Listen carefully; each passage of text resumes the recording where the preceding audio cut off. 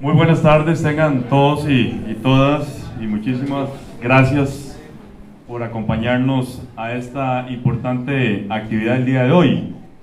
En 1997, la Escuela de Biología le propuso a la Vicerrectoría de Docencia de esta universidad la creación de una cátedra conmemorativa en honor al insigne profesor universitario costarricense, el doctor Rafael Lucas Rodríguez Caballero. Desde su creación, esta cátedra ha pretendido ser un foro que trascienda las fronteras de la universidad, donde los científicos y humanistas nacionales e internacionales puedan presentar a la sociedad en general sus pensamientos y análisis de la realidad ambiental, científica y tecnológica. El inicio de las actividades de esta cátedra se remontan al 17 de abril de 1997, cuando fue formalmente inaugurada por el entonces rector de la Universidad de Costa Rica, el doctor Gabriel Macaya, que en ese día impartió la conferencia Investigación, Ciencia y Educación Superior. Desde entonces, y con una periodicidad variable, se han desarrollado 12 diferentes actividades, entre charlas y mesas redondas, en las que han participado científicos de renombre nacional e internacional, a los cuales voy a mencionar. Repito, iniciamos con don Gabriel Macaya y su charla Investigación, Ciencia y Educación Superior. Luis Diego Gómez, que en paz descanse, Costa Rica, un destino natural. Gary Stiles, cómo armar un colibrí. Después tuvimos una mesa redonda sobre la vida y obra del doctor Clodomiro Picado, en la cual participaron Pedro Morera, que en paz descanse, Guillermo Coronado, José María Gutiérrez, Bernal Morera y don Alfonso Mata, que en paz descanse. Posteriormente, la charla de don Robert Dressler, Historia Natural y Conservación de las Orquídeas. Jay Savage, Los anfibios y reptiles de Costa Rica, una perspectiva biogeográfica. Don Jorge León, que en paz descanse, El origen de la agricultura, el caso de Mesoamérica. Don Edward Wilson, Biodiversidad y las tres dimensiones del futuro de la biología. Don Rodrigo Celedón nos brindó una charla sobre la enfermedad de Chagas. Una mesa redonda que tuvimos sobre Charles Darwin, en la cual participaron don Gabriel Macaya, Guillermo Alvarado, Jorge Cortés y don William Eberhard. Otra actividad en el 2010 sobre el proyecto Grúas 2, una propuesta de ordenamiento territorial para la conservación de la biodiversidad de Costa Rica, en la cual participó Pia Pavi, Lenín Corrales, Marco Quesada, Luis Monge. Y por último, una actividad en el 2011 sobre los desafíos de la conservación de los bosques de Costa Rica, en la cual participaron Jorge Lobo, Liana Babar, Zach Sahawi, en aquel entonces. A partir del 2006 se consideró prudente organizar solo un evento anual al final del segundo semestre, eso porque de acuerdo a los objetivos planteados, este tiene que ser de gran impacto y trascendencia y requiere una gran organización.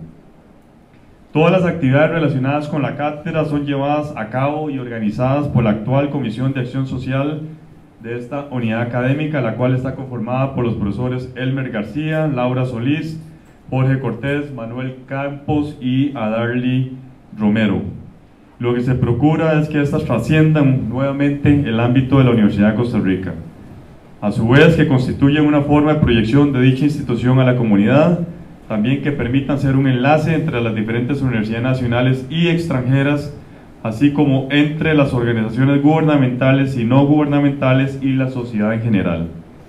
Dado que el beneficio ha sido mucho, se considera que esta cátedra debe seguir siendo un espacio abierto para la libre discusión y reflexión de temas relevantes, en especial de las problemáticas ambientales, científicas y tecnológicas, abordados en forma integral y acordes con la perspectiva humanística que caracteriza a la Universidad de Costa Rica. El doctor Rafael Lucas Rodríguez Caballero fue un distinguido botánico, fundador de esta escuela. Por sus conocimientos multidisciplinarios, su espíritu humanista, su exquisita cultura y su mente privilegiada dio honra y renombre internacional a la cultura y a la ciencia costarricense. Su vida estuvo dedicada al país, a su familia, a sus alumnos, a sus amigos, a sus colegas, a la ciencia, al arte, al canto, al escultismo y a la humanidad. Es un honor para la Escuela de Biología desarrollar el día de hoy esta 13ª actividad en honor a esta cátedra, en la cual vamos a repasar la vida y obra de un gran botánico, Jorge Gómez Laurito. Para esto hemos invitado a destacados investigadores y amigos de Jorge, a quienes de antemano le agradecemos su participación.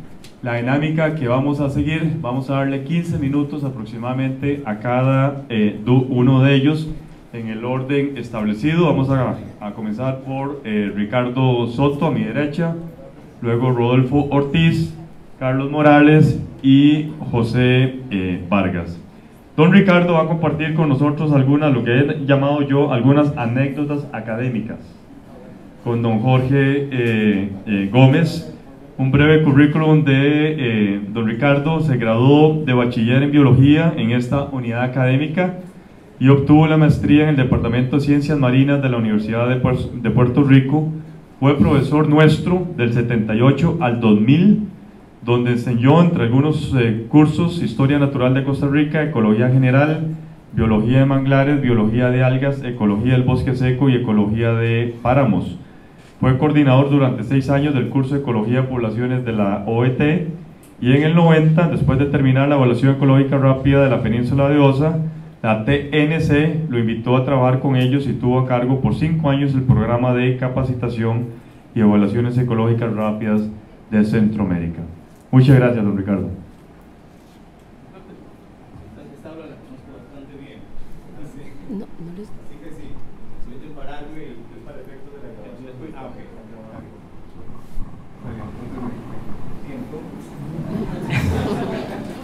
Me intimido. Gracias por la oportunidad. Lauro, me voy a llamar Jorge Gómez Laurito, Lauro, mi amigo, por más de 40 años. Compartimos muchas cosas y son 2 hojitas, pero de estas 2 hojitas podría hablar el resto de la tarde y continuar mañana. Fueron más de 40 años juntos, así que compartimos muchas cosas, un hombre que quise. Y leyendo El espíritu del 48 de Figueres, mi vida ha sido un poco variada, no me hice un especialista casi en ninguna cosa, y leyendo El espíritu del 48 de Figueres, me llevó al nombre de Lauro, y no sé cuántos se han tomado eso, de que Lauro es laurel, de latín, pero la segunda acepción de Lauro es gloria, alabanza, triunfo.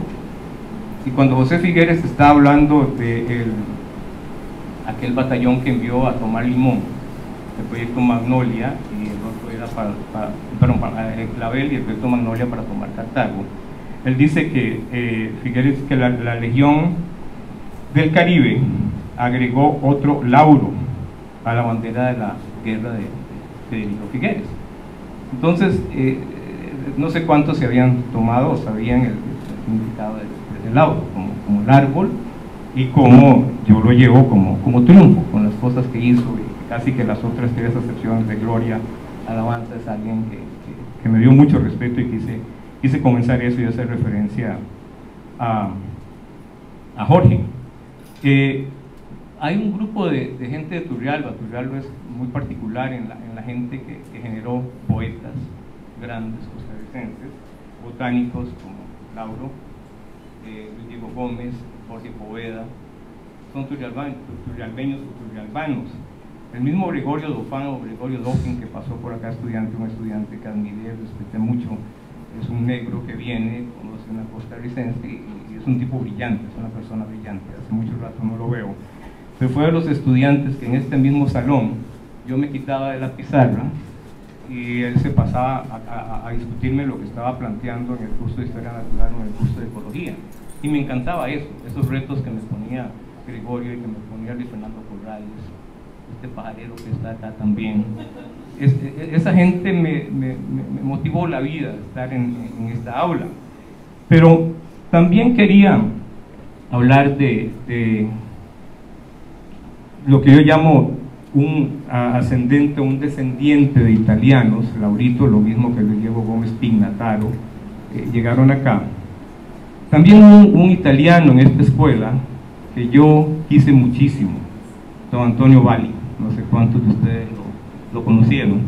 En esa época era un verde, como me decían, yo pasaba metido en el herbario, don Antonio estaba acá en esta esquina, él se quedaba tarde, yo me quedaba tarde viendo matas. En esa época pensé que podía ser taxónomo, pero mi paciencia como la de Lauro no me daba para tanto. Pero las conversaciones con don Antonio fueron maravillosas. De esta escuela solo tengo recuerdos gratos, excepto uno. En aquella esquina había un podium, las sillas y sillones estaban de este lado, la pizarra allá. Y un día, cuando llegó un nuevo zoólogo a la Universidad de Costa Rica, don Antonio, un hombre increíble, conociendo la historia, Segunda Guerra Mundial, comiendo de los basureros de la Segunda Guerra Mundial, llega a ser profesor acá. Y yo pasé largas noches aprendiendo con él, no en un curso formal. Adoraba una cosa en el curso de Zoología de Vertebrados. Recuerdo un cuento que nunca lo olvidaré, posiblemente por eso llegué a Historia Natural, que es el curso que amé enseñar. No lo hice por compromiso ni por salario, lo enseñaría cuando fuera, en cualquier otro momento. Y los peces estos que bajan por los ríos cuando el río se seca y se van hasta el estero allá abajo, pero otros se meten en el lodo, se hunden y se quedan en la tierra húmeda. Y dice, ¿y por qué? ¿Y por qué? Y ese por qué se me grabó para siempre. Y con ese por qué me reunía en el salón a hablar con él. Es otro italiano, el otro descendiente de italianos, Lauro, que influyó de mil maneras en mi vida. Lauro fue una persona que me acompañó en múltiples cosas. Pero cuando don Antonio decía que es el único evento desagradable, había llegado un nuevo profesor de zoología acá, y ese día se pararon dos estudiantes, se fueron violentamente, los quitaron del podio que estaba allá, porque había un nuevo profesor con doctorado, y el viejo, uno le dijo, pues, con todo el respeto del mundo, don Antonio, al lado, los dejó pacientemente, con mucho más paciencia que la mía, hablar. Yo me paré de un enfrentamiento. Ese evento nos unió más aún, seguimos hablando por mucho rato, y de esta escuela solo recuerdo cosas buenas, de estudiante, tiempo que siempre me cuesta decir enseñar, compartir conocimientos con estudiantes, cuesta mucho tener el estatus para enseñar, pienso yo, pero eso me dolió don Antonio, pero a la vez agradezco la oportunidad que me dio de aprender tanto de un hombre que tenía una experiencia fabulosa. Después, con Lauro continuamos compartiendo muchas cosas. Me acompañaba a las giras de Historia Natural, casi siempre, o a las giras de Ecología. En las giras hablábamos de todo. O sea, él era mi apoyo en taxonomía de plantas siempre. Y fueron conversaciones muy agradables al final de compartir con los estudiantes. Cada uno hacían pequeños grupos, él y yo nos quedábamos hablando. Algunas veces me decía ecólogos para hablar, ya yo sabía que era tiempo de terminar lo que estaba diciendo sobre el bosque, sobre las plantas, sobre los pájaros. La maravilla de hacer historia natural es que tuve que aprender de clima, de historia tectónica de Costa Rica, de geología de Costa Rica, de ecología marina, en lo que supuestamente me formé, en taxonomía de algas, que definitivamente no pude dominarla. Me encantaba la reproducción, sí, hubiera seguido en eso porque es dinámico, le hace a uno pensar, pero memorizar nombres no fue mi pasión. Definitivamente se aprendí un montón de nombres de pájaros y cosas así, pero ligaba un poco de la biología de cada una de las especies. Pero Lauro siempre fue ese compañero para discutir y apoyo y muy agradable. Después de muchas aventuras, yo siempre lo molestaba, y aquí es contar un poco de la vida de Lauro. Ingrid, su esposa, era estudiante del curso de Historia Natural. Yo le decía, Lauro, ¿conociste a Ingrid en Historia Natural? Nunca me lo aceptó, pero yo sigo creyendo que eso es la verdad. Yo también conocí a mi esposa en una de esas giras de Historia Natural, y yo le digo, preguntona, porque estaba yo con Claudia Charpentier, que estaba haciendo tesis conmigo en Cahuita, y ella estaba en la playa después de lo que habían hecho en su curso, y me dice, oiga señor, ¿qué es eso? Algas. Y después de eso tuvimos una cita en el Parque Central, y ahora tenemos 35 años de estar casados, pero así es. Y siempre molestaba a Lauro con la historia de Ingrid. Lauro como botánico, no le voy a quitar de sus temas, y tendría que pararme para eso, pero yo siempre le traía muestras y ese gesto cuidadoso que llegaba y usaba las hojas, las camitas, lo que tenía acá, y después que uno le tocaba la puerta, y uno se metía al aula, ahí en la oficina que tenía ahí abajo, y yo lo veía con esa paciencia. La mayoría de las veces lo encontraba sentado frente al estetoscopio que estaba encima del lado acá, después de ese grito. Después de ese grito que pase adelante, nos sentábamos a hablar y ahí compartíamos muchas cosas. Una de esas historias, cuando él había terminado ya, de hecho, la clave para las hiperáceas de Costa Rica, yo estaba coordinando la evaluación ecológica rápida de la Cureña en la frontera con Nicaragua. Me metí a una lagunilla y encontré una hiperácea y se la traje y se la di. Cabrón, me echaste a perder la clave, porque era nueva para Costa Rica. Entonces tuvo que trabajar de nuevo a ordenar su clave porque había una mata más que agregar a su lista de plantas. Disculpen con su vocabulario, eso es lo que nos dijimos, no voy a andar con eufemismo. Y fue mi amigo, y hablamos, me la mostró, y así le traje muchas cosas. Cuando describió el árbol acá, de que todas son bejucos, ¿cuáles son? Carlos les va a contar eso. Eso nos dio temas de discusión, porque un montón de bejucos y sale un árbol. Y nos centramos un poco en evolución, cómo surge esto, cómo se separa esto en la vida de esta gente. Y bueno, como le digo, tenemos muchas historias de eso. Después, en algún momento, mientras yo hacía mi maestría, se fue a visitarme a Puerto Rico y había un señor González Mas, que era el taxónomo de ciperáceas allá. La universidad donde yo estudié era una universidad técnica de ingeniería, no tenía lo social ni las áreas de ciencias básicas, excepto geología, que había una cosa, y abrieron el departamento de ciencias marinas. La universidad en San Juan sí era más amplia, pero la Escuela de Agricultura y Artes Mecánicas, como se llamaban ellos, era más orientada a lo técnico y a lo científico que eran las otras. Entonces lo llevé a conocer al señor González Mas, que era el taxónomo. No quedó muy satisfecho de su conocimiento de ciperáceas. Nos fuimos, volamos desde San Juan hasta las Islas Vírgenes. Mi amigo Ismael Ramos, un compañero de maestría, había sido campeón nacional de vela de Puerto Rico. Alquilamos un velero, Lauro, Ismael, una muchacha que estudiaba ciencias marinas también, y la novia de Ismael, y nos fuimos por las Islas Vírgenes. Llegamos a alquilar el velero y el señor, bueno, siempre dudan si puede saber, fue 5 minutos con él y regresó. El tipo había sido campeón nacional y su papá había sido capitán de la Marina de los Estados Unidos en ello, así que había una larga tradición de barcos. Y nos montamos y nos abordamos, para ser apropiado en el vocabulario, el velero, y nos fuimos, salimos de San Tomás. Y recuerdo a Ismael, la primera cosa que decía: una mano para usted, una mano para el bote. Y a Lauro se le grabó esa frase, y siempre que andaba caminando en el monte: una mano para usted, una mano para el bote, porque ya él era marino en esos días. Recorrimos la mayoría de las Islas Vírgenes. Son de esas cosas de amigos que pasan, y yo estoy hablando de cosas de amigos. La academia la hablarán ellos ahora, más ahora que tenemos un gobierno de académicos, entonces hay que ser más serio en esos asuntos. Y llegamos ahí, al final terminamos en las cosas que nos pasaron. Se nos olvidó que habían Islas Vírgenes Británicas y Islas Vírgenes de los Estados Unidos.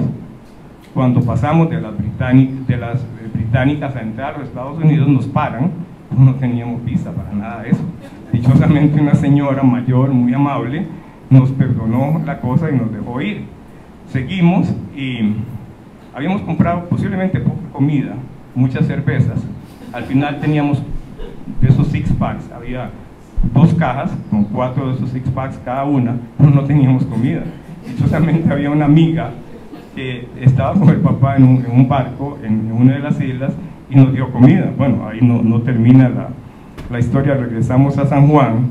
Lauro se había quedado sin plata, hubo que pagar para los impuestos de salida. No sé cómo hizo para llegar del aeropuerto aquí a la casa, pero todas esas cosas maravillosas que compartí y que quería destacar de ese amigo de tantos años.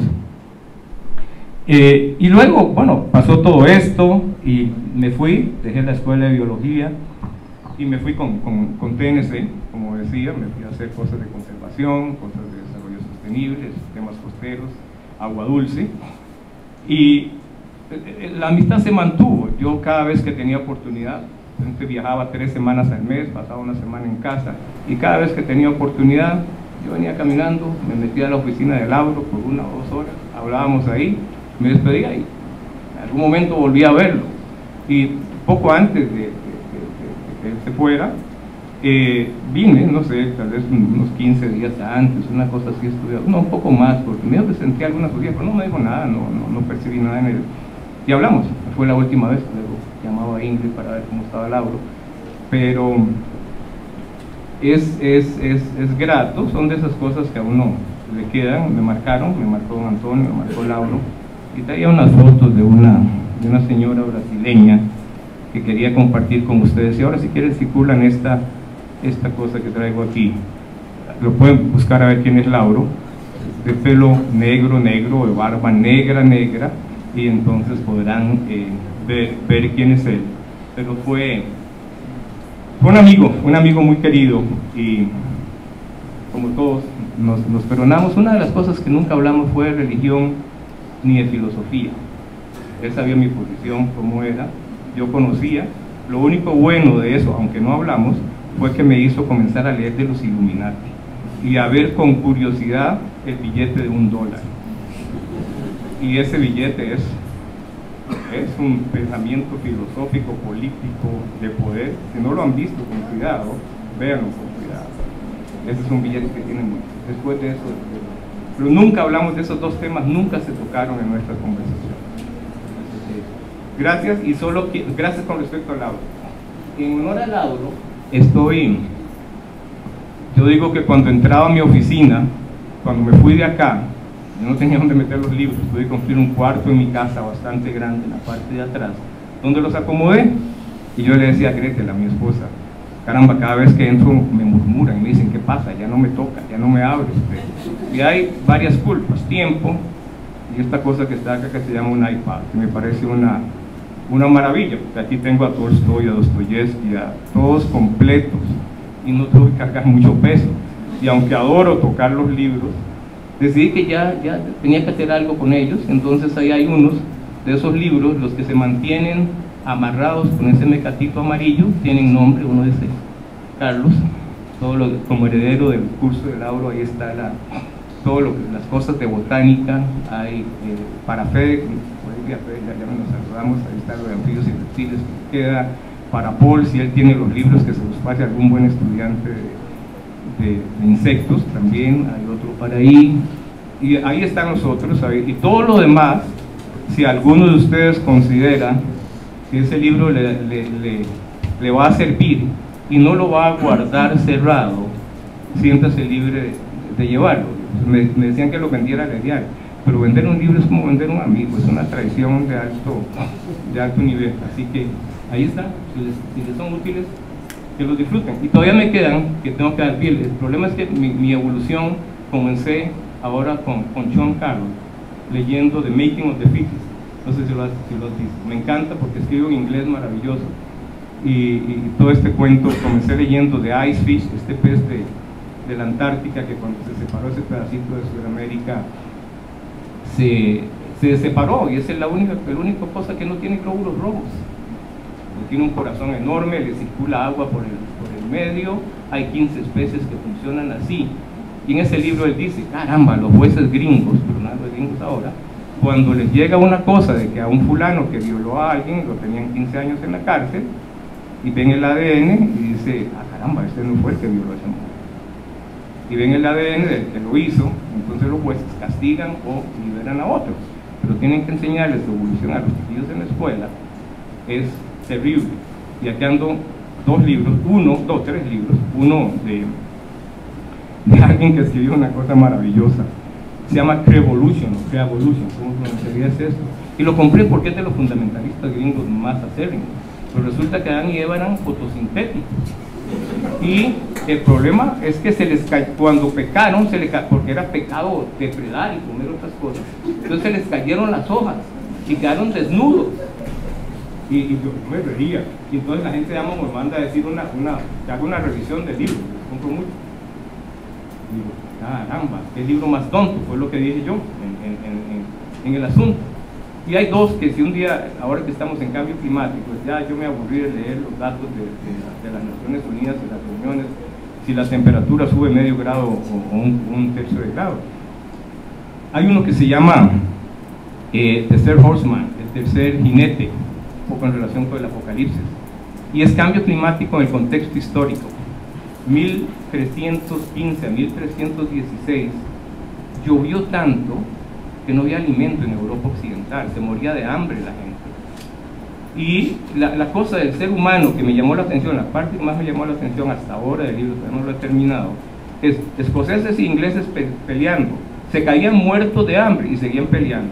Y los irlandeses se comían al soldado que se había muerto a la par, pero seguían peleando con los otros. Entonces, esa cosa no calza en mi mente con los seres humanos. Y el otro que es maravilloso, que es con clima, cambio climático en contexto de la erupción del Tambora, ese volcán que hizo erupción en 1815 en las islas del Pacífico y generó una epidemia de cólera en India, que se morían sus soldaditos ingleses, toda la crisis que se generó en China, los ingleses vendiendo opio, los chinos vendiendo los chiquitos recién nacidos para ser comidos, y libros como este poemas como los de Lord Byron, terribles sobre esta situación, describen no en cambios de temperatura, sino en lo que le puede suceder a la humanidad con cambios climáticos. Y perdón que me llevara eso.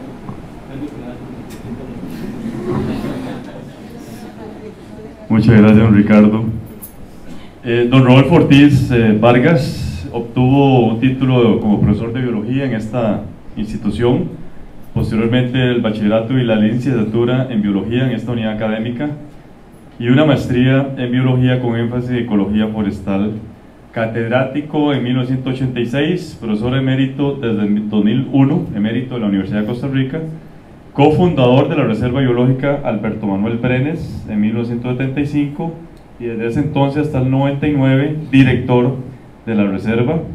En el 98 fue director interino de la sede de Occidente y del 94 al 98 subdirector de la sede de Occidente.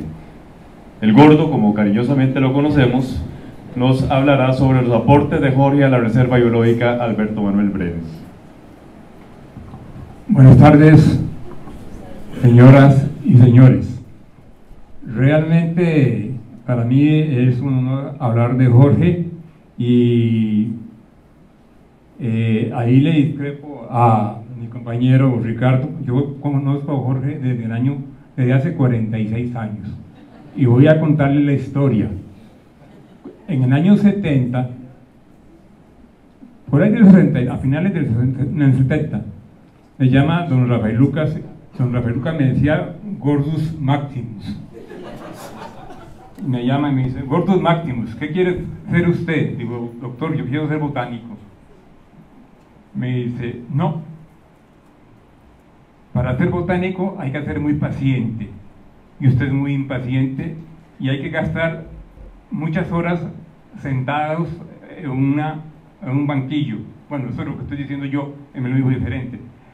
Y no, dice, aquí hay un muchacho que está viniendo de Turrialba que tiene un gran futuro como botánico porque tiene paciencia. Te lo voy a presentar. Entonces ya llega y él tenía todavía no era, pues apenas era asistente, él me estaba sucediendo a mí, yo era el encargado del barrio en ese tiempo. Y entonces ya me lo presentaron, le digo, mucho gusto, Rodolfo Ortiz, mucho gusto, Jorge Gómez. Digo, mira, me voy para San Ramón y este y que el otro. Y bueno, ahí quedamos como una mera presentación. Resulta que me voy a sacar una maestría a Venezuela en ecología de bosques. Yo creí que era ecología de bosques tropical y era en producción forestal. Por cierto que ahora me mandaron a pedir que fuera a retirar el título. Me vine aquí y terminé la maestría aquí. Entonces, bueno, pero perdí contacto con Jorge hasta la que regresé de Venezuela. Hay algo muy importante que quiero que decir cuando hacemos fotos, porque el apellido Laurito está muy ligado a mi madre, al apellido a mi madre. Y eso es una historia jocosa, pero al mismo tiempo muy interesante. Cuando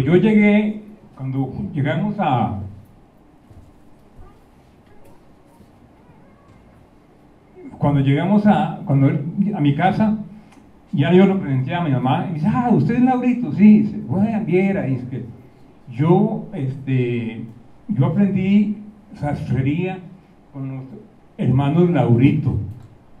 Dice Jorge, los que estaban así, sí, eran primos de mi mamá. Dice, es que viera, yo cuando tenía 15 años estaba enamorada de Gilberto Hernández. Ustedes saben que Gilberto Hernández es el cantante de todas las cabareteras. Es más, para decir las cosas feas, era el cantante de las prostitutas, ¿verdad? Y yo viví en Barrio México, a los 100 metros de calle 12, pasaba por calle 12 y siempre estaba Gilberto Hernández. Entonces mi mamá dice, entonces mi papá me dijo, usted deja a ese novio, en la mañana se dedica a aprender costura con su mamá, costura de mujer, mi mamá era una excelente modista, y en la tarde se va con los hermanos Laurito a aprender sastrería. Y desde ese momento en adelante, yo no sé lo que es comprarme un vestido entero, no sé lo que es comprarme un vestido entero, ni camisa, ni nada de eso. Bueno, es un jean, una cosa así, pero mamá en esas cosas salió muy... Y dice, mire, don Jorge, usted que da clases, si quiere, yo le tomo las medidas ya y le hago las camisas blancas para que, me imagino que usted haga clases con corbata y todo. La única vez que yo vi a Jorge con corbata fue cuando murió el papá de doña Ingrid, que estuvimos en Avera. La única vez que lo vi con corbata, nunca más. Me dice, no, doña Aide, no se preocupe, que esto y que el otro, pero me emociona mucho saber que esa historia de mis primos. Bueno, eso es una parte de la historia. Bueno, yo estoy en estos momentos, muy rápidamente, escribiendo el libro de Árboles de la Reserva. Estoy escribiendo el libro de Árboles de la Reserva por dos cosas. Primero, porque el botánico de la reserva se pensionó y ahora el encargado, el biólogo de la reserva, es ornitólogo y no sabe nada de plantas. Entonces,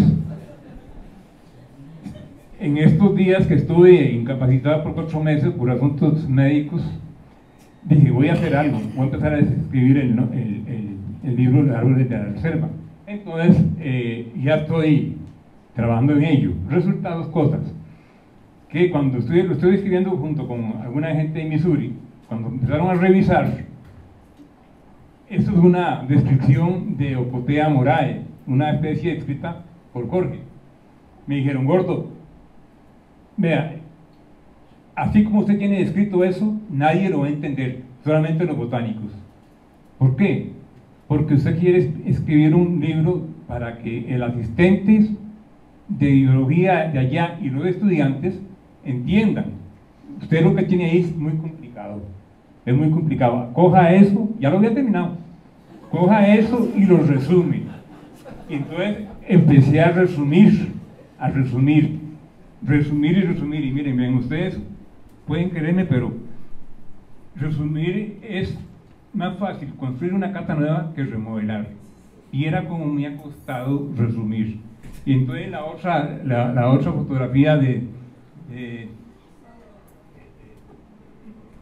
no, ahorita con eso, porque eso es otra historia. La otra fotografía, Sabrauria Montana. Tiene que bajarla toda Sabrauria Montana. Es que eso que hice quitarlo no pude. Esa es la introducción. Bajarla.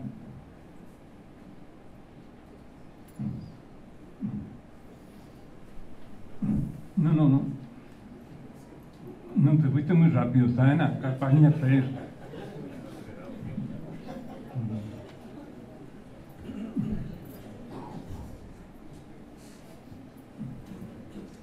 Actividad, está con la familia actividad. Seguida, no. Desde arriba, todo. No. Aquí arriba y subir todo arriba.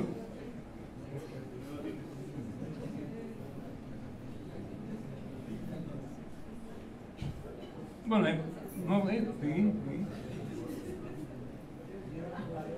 sí. Todo, ahí.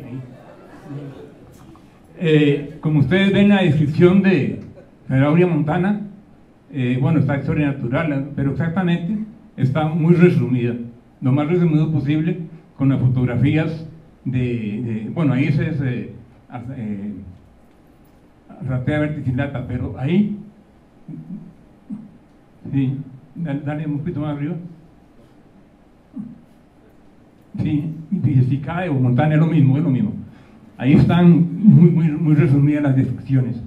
Ahora, el libro lo estoy haciendo con mis propios fondos económicos, porque yo pienso que en el cementerio no hay cajeros automáticos. Y dejarle la plata a los yernos mejor la gastan.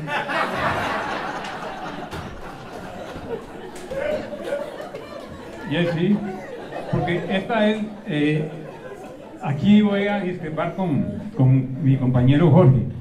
Los botánicos no se pensionan, no se retiran, pero con esto, una vez que el libro esté listo, me retiro de todo, no voy a ir a una mata y me dedico a cuidar a mi esposa que está un poquillo enfermo.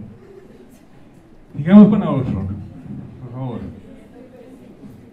Donde dice foto, hay una foto ahí para que vean el asunto de matas con Jorge.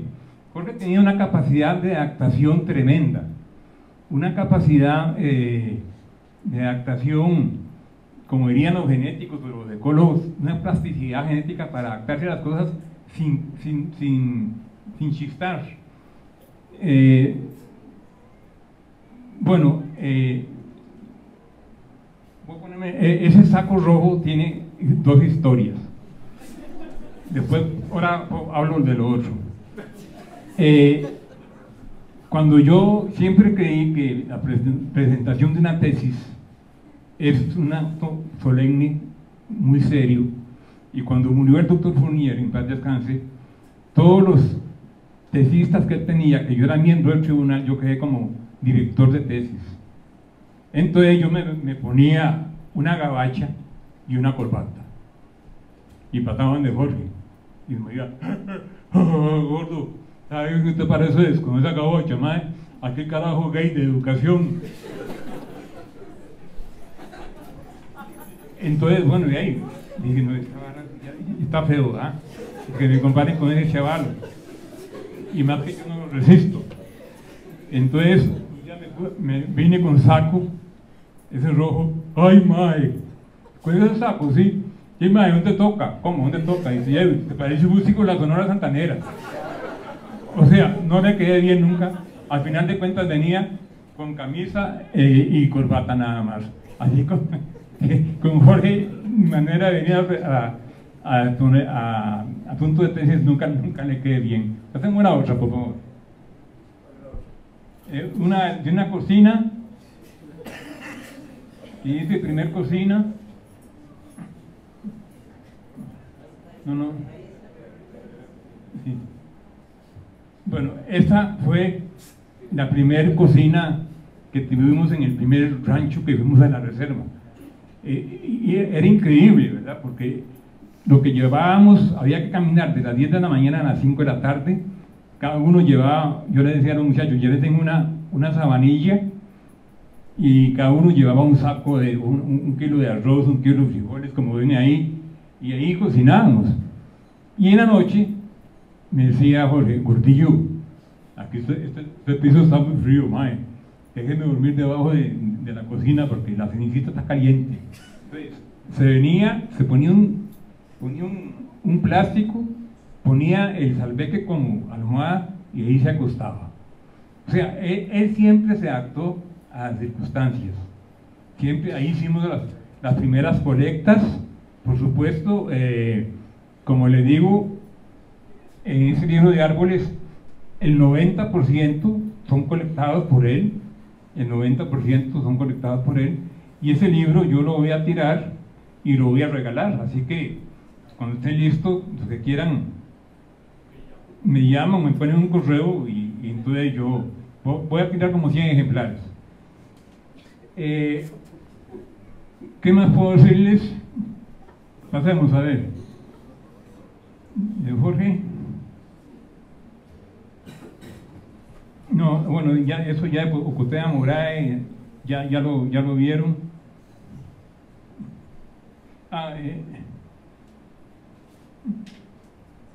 Elmer García como físico. Elmer García, ahí esa foto de Elmer.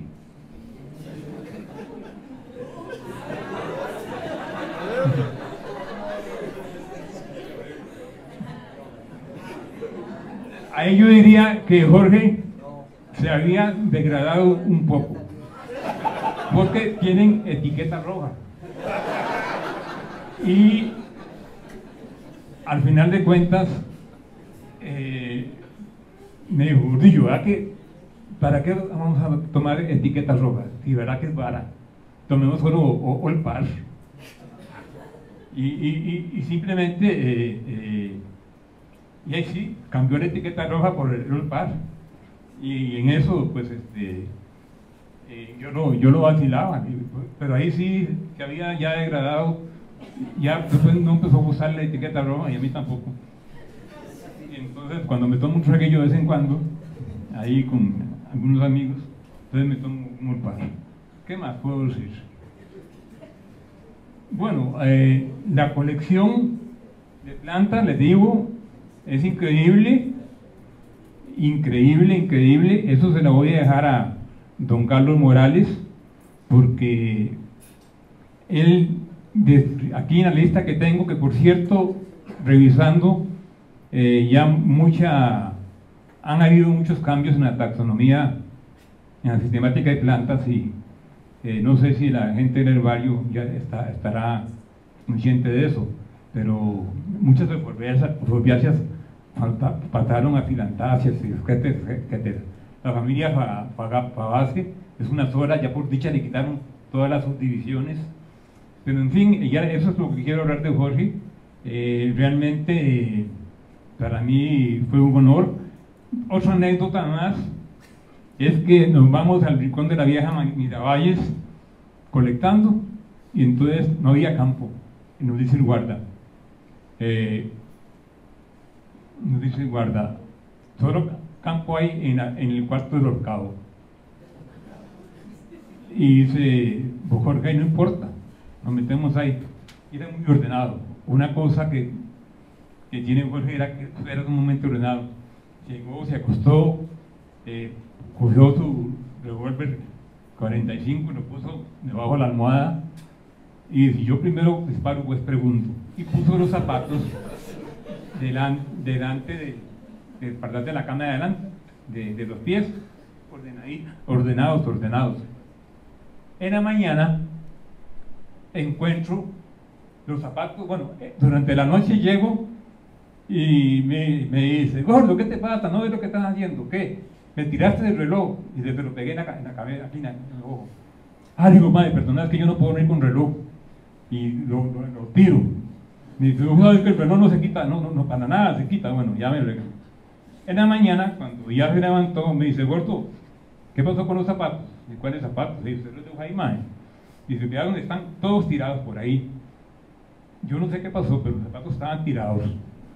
Entonces me dice, madre, ¿verdad que este cuarto se asusta? Le digo, madre, si quiere usted se queda y yo me voy. Yo busco un bus y me voy, usted se lleva, como andamos con chofer de luz, usted se queda, madre, yo me voy, yo aquí no me quedo. Y no se debo, no jodas, no jodas. Y la última fue que estábamos por ahí, andamos conectando y saca un atún. Y me dice, Gordillo, ¿querés atún? Digo, ¿qué marca es? Y andaba el atún de la marca más mala y más feo. Digo, no, mae, yo no como esa vara, yo solo como sardinal en trozos. Me dice, ay, qué grosero, qué delicado, y se moría de risa.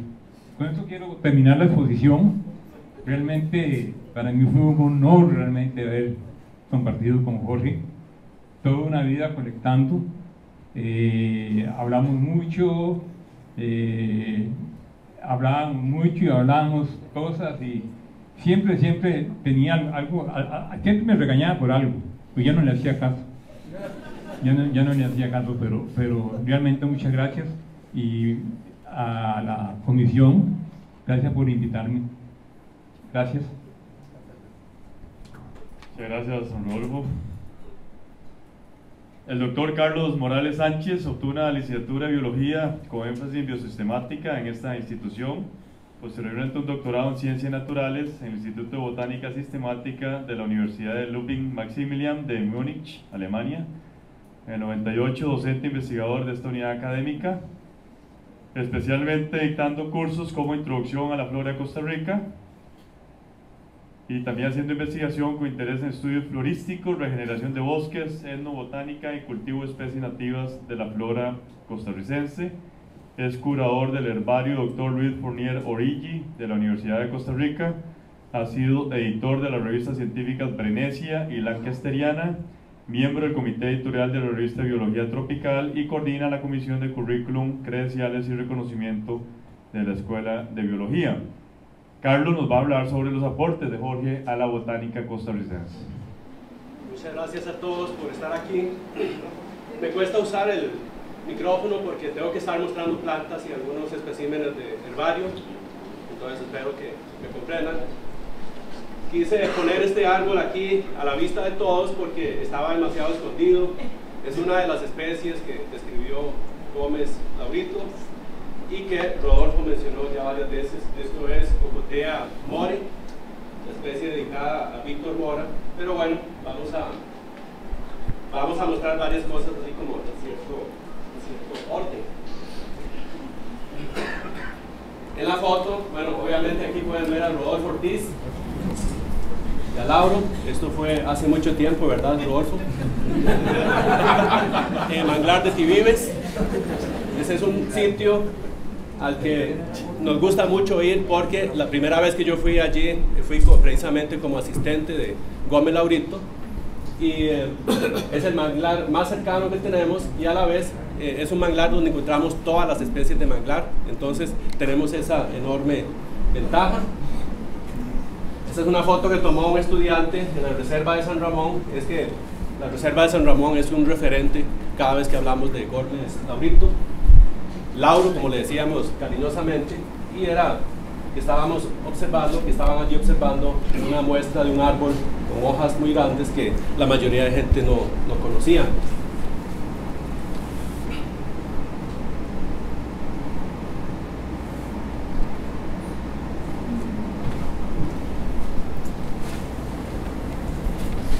Un referente en la historia de Laurito como botánico es definitivamente Ticodendron. Entonces aquí tenemos un género nuevo de plantas, tenemos una familia nueva de plantas también. Noten que hay una diferencia en la publicación de ambos nombres. Eso tiene una razón. Fueron alrededor de 100 años de incógnita sobre la identidad de esa especie de árbol. Entonces primero llegaron a la conclusión de que se trataba de un género y de una especie nueva que se publicaron en 1989, y tuvieron que esperar más datos para poder llegar a la conclusión de que se trataba de una familia nueva, y eso fue en 1991. Entonces aquí lo que muestro es una rama de un árbol joven. Eso es, de nuevo, la reserva de San Ramón, porque es el mejor sitio que tenemos para ver esa especie. Es el tipo. Y este es un ambiente, aquí al fondo es el bosque primario. En primer plano eso es como un matorral en un sitio típico donde podemos encontrar esa especie en la reserva de San Ramón. Bueno, no quiero pasar estos especímenes porque son de herbario y son muy delicados. Esto es Ticodendron incognitum, así se observan los árboles, las ramas ya secas. pierden la belleza natural, como pueden ver, pero es la única manera que tenemos de preservar los especímenes a largo plazo para que, gracias, para que otras generaciones puedan estudiarlos. Aquí me encuentro con Gerardo Herrera y con el colega Mario Blanco, que está sentado por allá. Esto fue en mayo de este año. Quería mencionar también a Gerardo Herrera, que estuvo nombrado poco tiempo aquí en la escuela, pero creo que se aburrió y se fue. La academia, con todos sus enredos, no era para él. Era en cierto modo parecido a Laurito. Prefirió irse a Jacó, abrir un vivero, y entonces cultiva plantas, vende plantas, y de esa manera él es feliz. Pero era un botánico impresionante porque él subía a los árboles con la habilidad de un mono. Es impresionante. Y él fue el primer botánico que logró encontrar Ticodendron con flores. Ya se sabía a mediados de la década de 1980 que era un árbol muy extraño. Entonces los botánicos estadounidenses que estaban en Panamá pusieron a un botánico tiempo completo a buscar las flores. Era de apellido McPherson, eso es lo único que sé sobre él.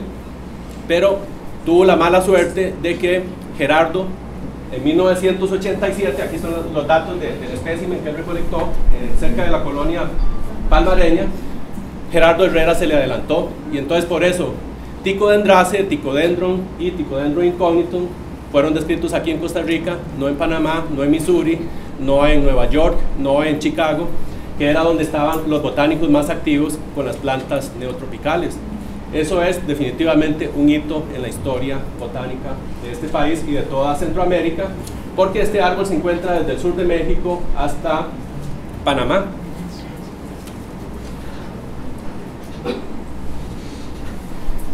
Aquí presento una lista de las especies que Lauro describió. Uno llena páginas con todos esos nombres. Puse en rojo las que voy a mostrar porque tenemos especímenes o porque tenemos árboles. Y aquí hay una que también para mí es algo emblemática.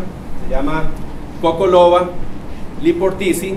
Y liportici significa en latín del gordo ortiz. Esta es una especie de árbol que Lauro le dedicó a Rodolfo. ¿La reconoce, no? Sí.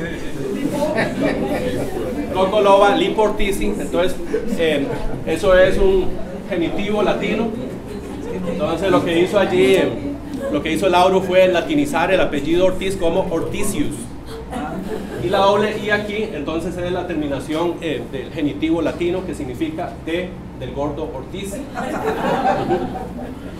Noten que hay, nombres ahí que parecen muy extraños, aquí como otra especie del mismo género, Cocoloba porphyrostaquis. Hasta hoy me di cuenta de que eso significa con ramas rojizas, las ramas nuevas son rojizas.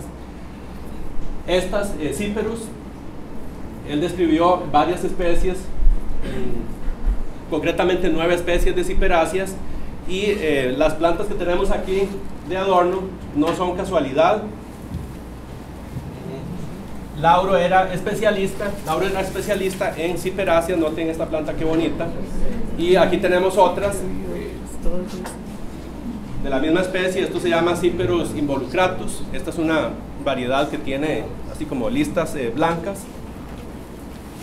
Y la otra especie emblemática de esa familia que tenemos aquí es el papiro de África, Cyperus papyrus. Alguna vez Gerardo Herrera, a quien mencioné hace un momento, dice que cuando eran estudiantes alguien le preguntó a Laurito que por qué se había fijado en esas plantas tan insignificantes. Crecen a orillas de caminos, en sitios húmedos, hacen, digamos, algo de competencia con las gramíneas, y antes eran una plaga en el arroz, en los cultivos de arroz.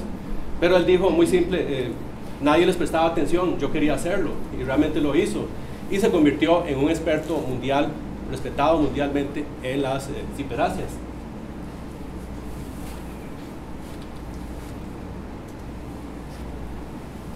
Algunas plantas acuáticas, incluso mucho del trabajo que él hizo lo hizo con Luis Diego Gómez, el primo, y también con otro señor que les voy a mencionar más adelante. Aquí tenemos, por ejemplo, una especie que él describió en el 2010, eso fue tiempo después de que murió Luis Diego Gómez, y entonces él le dedicó esta especie. Es un pariente silvestre de los guayabos, y de hecho las hojas se parecen un poco a las de un guayabo, pero son mucho más grandes. Le llamó Eugenia ludoviciana porque Luis Diego en latín se firmaba como Ludovico, digamos Ludovicus.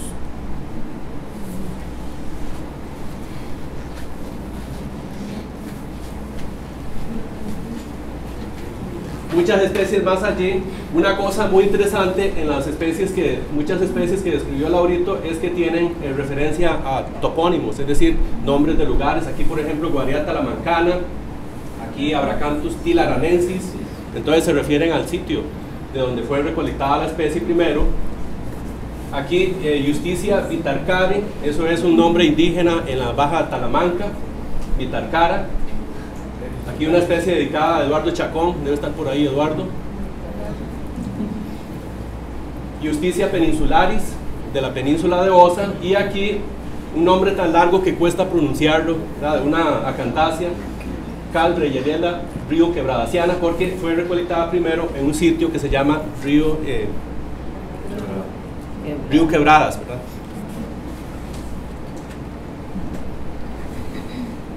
Ocotea More, ya lo mencionamos, se fue publicada en 1997 y bueno, durante mucho tiempo solo se encontró en la reserva de San Ramón, pero luego Barry Hamel, un botánico de Missouri, que tiene muchos años de vivir aquí en Costa Rica, la encontró cerca de Tortuguero, y yo la encontré en un sitio intermedio, allá en la zona atlántica del volcán Tenorio, y tuve la enorme suerte de que era un árbol grande, pero con un brote basal, y tenía semillas, muchas semillas caídas que estaban empezando a germinar. Entonces logré mantener 2 árboles vivos y este es el que ha crecido más. Los frutos son casi tan grandes como los de un aguacate, y entonces en eso se sale de lo común entre las especies de aguacatillos, como nosotros les decimos, porque normalmente tienen los frutos muy pequeños, aptos para pájaros sobre todo. Pero ha sido muy difícil mantener, al principio eran como 12 árboles y de los 12 fueron quedando solamente 2, este es el que ha crecido más. Pues, especies silvestres que nadie sabe cultivar, entonces tenemos problemas para mantener las semillas, para hacerlas germinar y para mantener las plantas. Otra especie muy emblemática que él describió, otro aguacatillo, se llama Ocotea pharomacrosorum, otro de esos nombres largos, pero se refiere a Pharomacrus, ese es el género de los quetzales. Esto es un plural latino, un genitivo latino, entonces es la ocotea de los quetzales, porque, bueno, el espécimen que tengo tiene un fruto inmaduro, aquí se puede ver, es de zonas altas, pero los frutos cuando maduran son más o menos así de largos, y se sabe que los quetzales les dan esos frutitos a los pichones.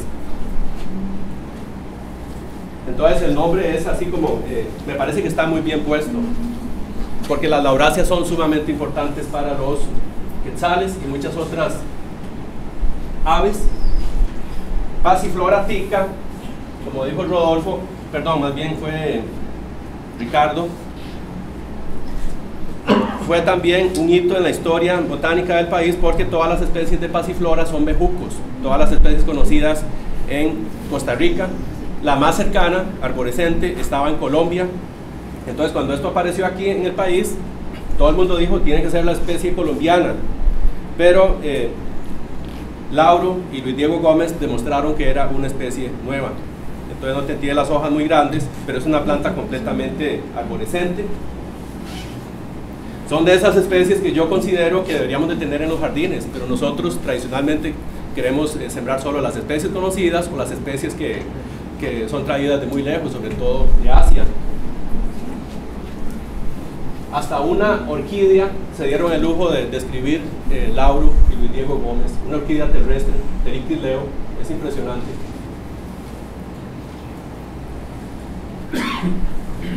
Aquí hay varias del género Rhincóspora que fueron descritas por Lauro.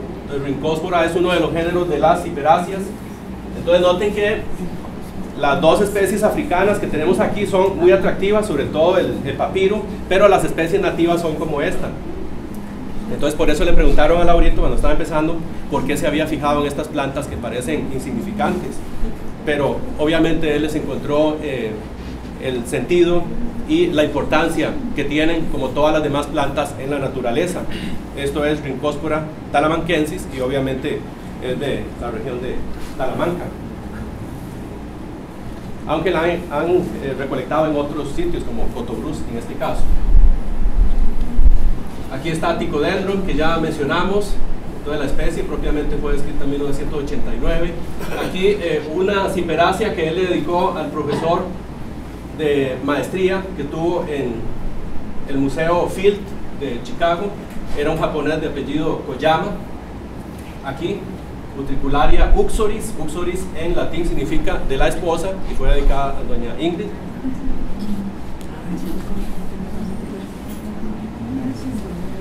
Un cuadro, pero no quiero aburrirlo, no voy a presentar ninguna estadística, es simplemente que a mí me impresiona sobremanera el número de familias de las cuales Lauro describió especies.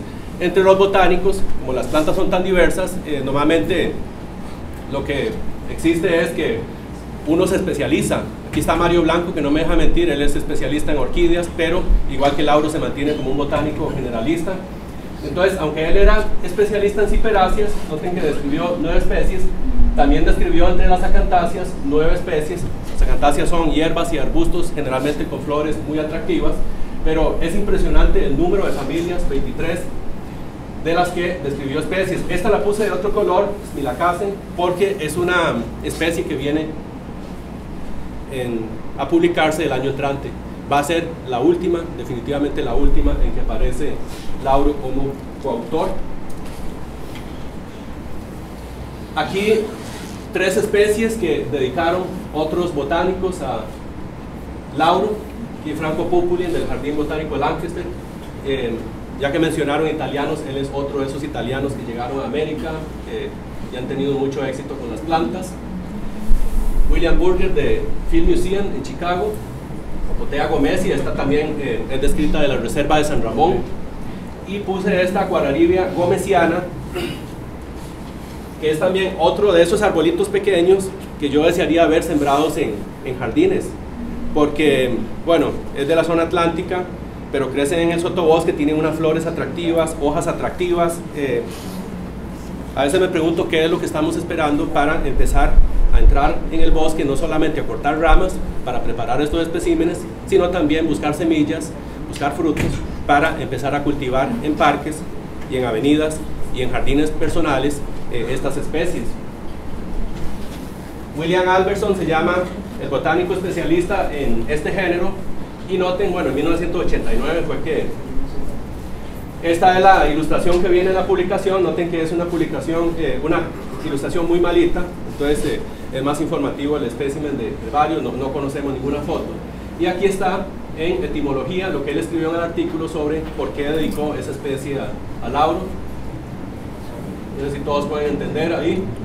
Me complace dedicar esta nueva especie al enérgico botánico Jorge Gómez Laurito. Aquí puso de la Universidad Nacional, es obviamente de la Universidad de Costa Rica y del Museo Nacional, por sus esfuerzos para dilucidar la rica flora de Costa Rica y por la ayuda y el consejo que me otorgó cuando trabajé en su país. Noten que es algo muy significativo, algo que se da entre botánicos.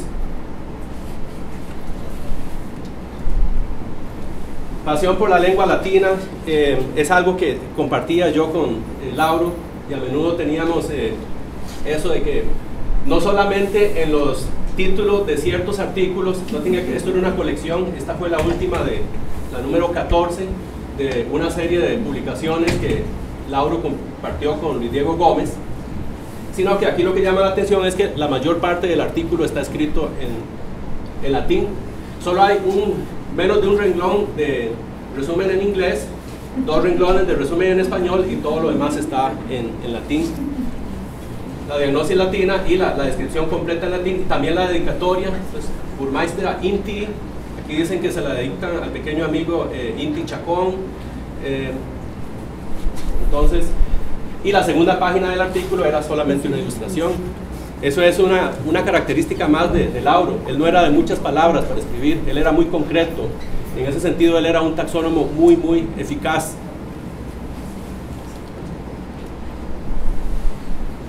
Mencioné ya a William Burger, mencioné a Luis Diego Gómez, y uno puede asociar, por lo menos uno en la mente de un botánico, podemos asociar nombres de especies con las personas que las describieron o las personas a quienes fueron dedicadas. Entonces aquí la Eugenia ludoviciana fue dedicada a Luis Diego Gómez. Aquí un bejuco muy bonito, la Lechampia burgeriana, fue dedicada a este señor que aparece aquí.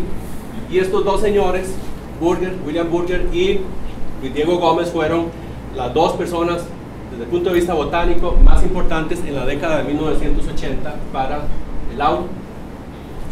Esta es una foto que yo considero de un gran valor histórico. Esto es en la reserva de San Ramón. Es una foto de, varias de estas fotos son de Rodolfo, debo decirlo. De nuevo William Burger, otro botánico, Tomás Antonio y Lauro, aparece recolectando con ellos. Noten que tiene un rifle de cañón largo.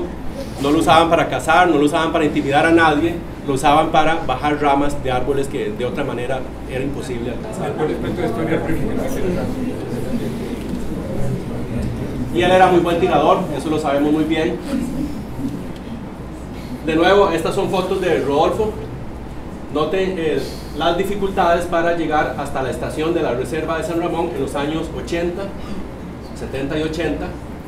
Y de nuevo, bueno, recordar como Loba Liportisi, que fue dedicado a Rodolfo. Y este hombre muy alto que aparece aquí de espaldas es Víctor Mora. A él le dedicaron la Ocotea More. Lo siento, no tengo mejores fotos de Víctor.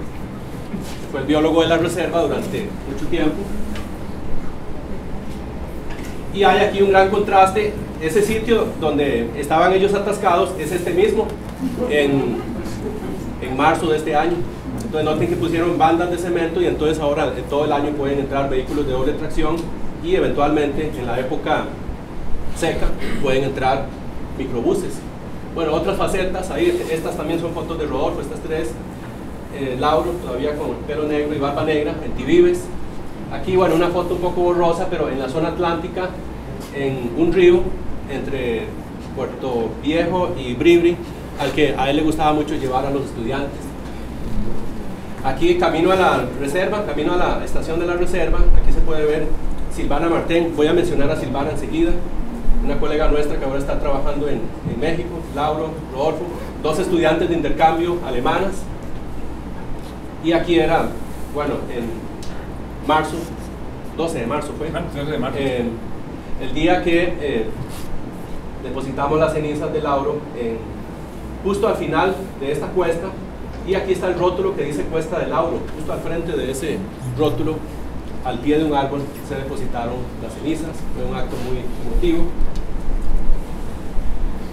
Una sorpresa de la que muchos botánicos no se han recuperado es esta. Una especie de maíz silvestre que apareció en el lugar menos esperado y en Costa Rica, que era un país donde no se esperaba maíz silvestre. El maíz silvestre se conocía desde el sur de México hasta Nicaragua, Honduras y Nicaragua.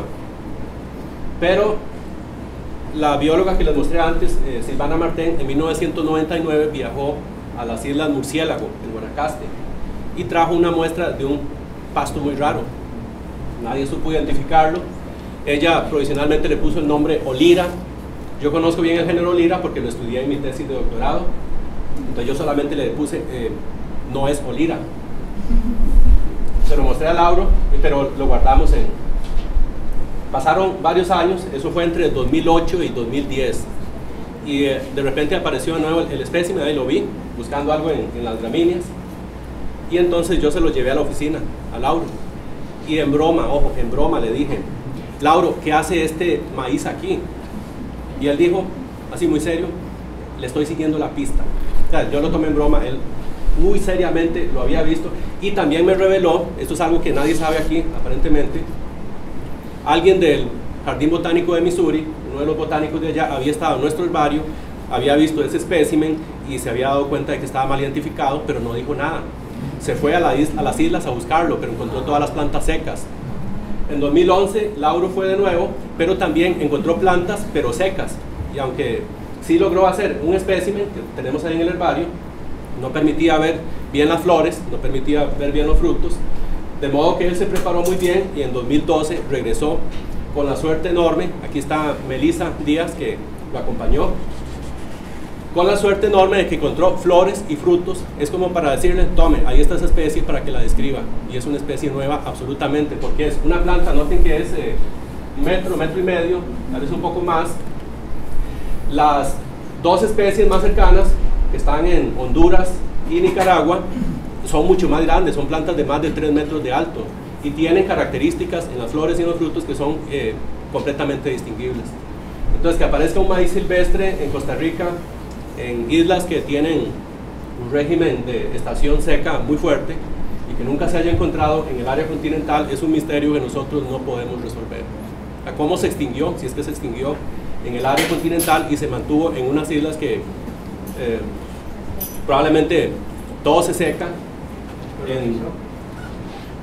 Lo que sospecho yo es que hay menos depredación allí, eventualmente hay menos daño por incendios, pero eso no es toda la historia. Aquí tenemos cómo se ve, noten ahí la diferencia, cómo se ve el espécimen ya preparado. Esto es el holotipo, es el espécimen más importante a nivel mundial para poder comparar todos los demás especímenes de la misma especie. Entonces, tiene una importancia enorme.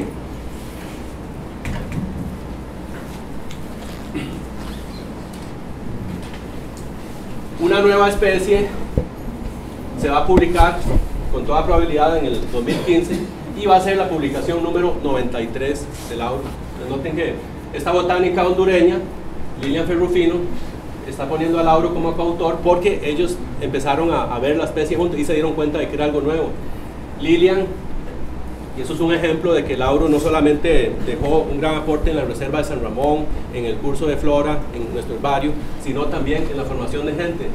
Lilian Ferrufino hizo aquí maestría con nosotros, luego, creo que en parte porque hicimos muy buenas referencias de ella, estuvo haciendo un doctorado en Berlín, Alemania, terminó y hace poco regresó y está trabajando en una universidad de Honduras, creo que en el Zamorano también, y entonces ella también ya está haciendo sus propias contribuciones. Entonces eso es algo muy alentador, cuando uno ve que al menos algunos estudiantes logran captar las ideas de sus maestros y siguen el camino. Bueno, esta foto es de la celebración, creo, de Rodolfo, en 2010, de los 35 años de la Reserva de San Ramón. Y esta y otra foto que yo divulgué en Facebook son las dos últimas fotos que se le tomaron aquí en la escuela. 5 de diciembre de 2012, eso fue en la fiesta de fin de año de esta escuela. Ya durante varios años teníamos la, ¿qué podemos decir, Gustavo? Tradición de terminar la fiesta en la oficina de Lauro. Íbamos ahí a tomar vino, a comer quesito, y era una tertulia muy linda. Él se veía tan sano, tan alegre, que jamás podíamos esperar que el desenlace viniera apenas un poco más de un año después, pero bueno, así es la vida. Hemos pasado unos meses muy tristes porque se siente un gran vacío en el herbario, en la escuela en general, en la reserva de San Ramón. Yo estaba en la reserva de San Ramón 2 veces desde que murió Lauro. Es otro ambiente completamente diferente, pero yo pienso que hemos llegado a un punto en que tenemos que recordarlo con mucho cariño, por los aportes, por la personalidad que él tenía, por su sencillez, a pesar de todo lo que había hecho y por todo lo que aprendimos de él. Muchas gracias. Gracias, Carlos.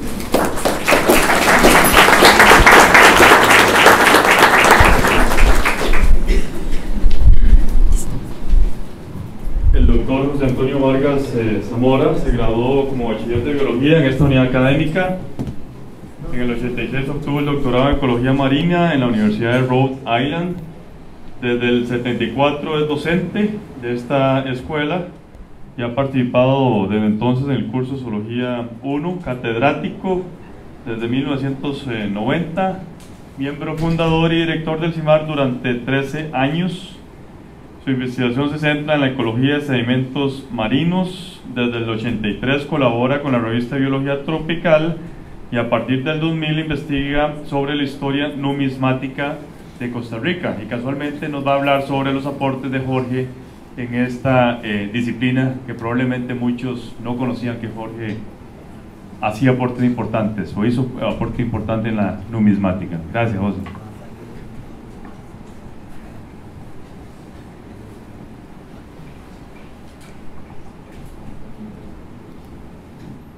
Bueno, muchas gracias.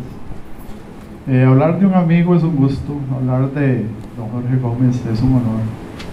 Y al igual que Rodolfo, pues lo conocí hace ya 44 años.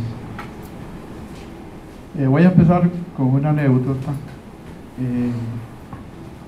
Uno tocaba la puerta y, como dijo bien Ricardo, la puerta de la oficina de Lauro, esperaba ese sonoro sonido torrealbeño y para que diera la visa de entrada.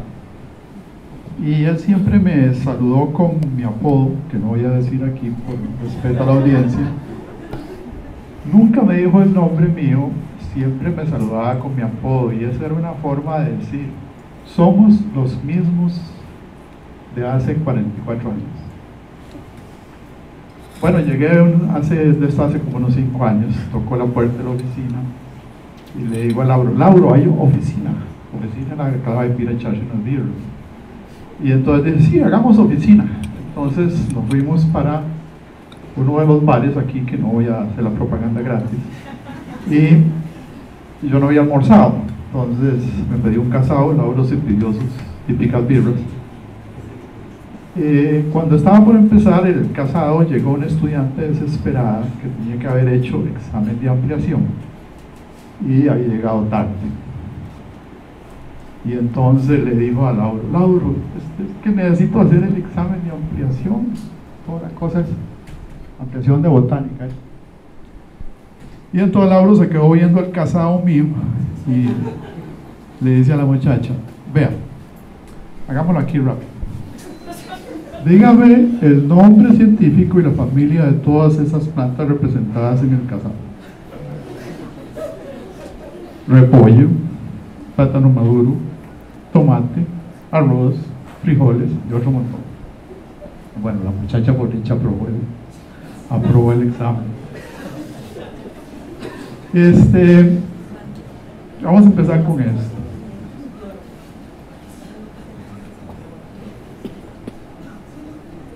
¿Cómo funciona?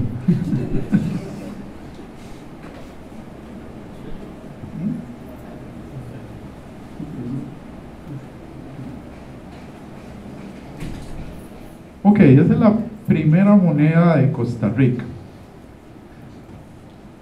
Se las presento ahí, y por si acaso tienen una escondida, este es el precio de esa moneda: $30,000 en una subasta del año 2005.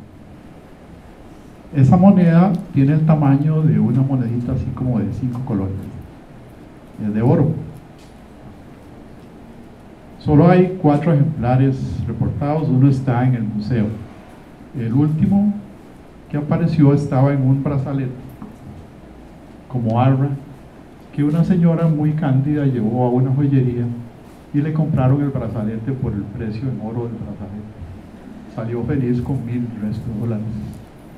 Cuando la moneda sale a estar soldada, probablemente se vendió afuera en unos $25,000.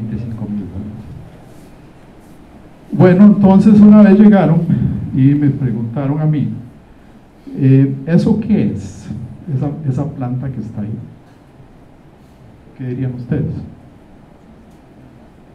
¿Una mata de plátano? ¿Un banano? ¿Qué? Y entonces yo sabía que Lauro, por sus ancestros italianos, pues le gustaban las monedas italianas. Ahora vamos a ver un poco de eso.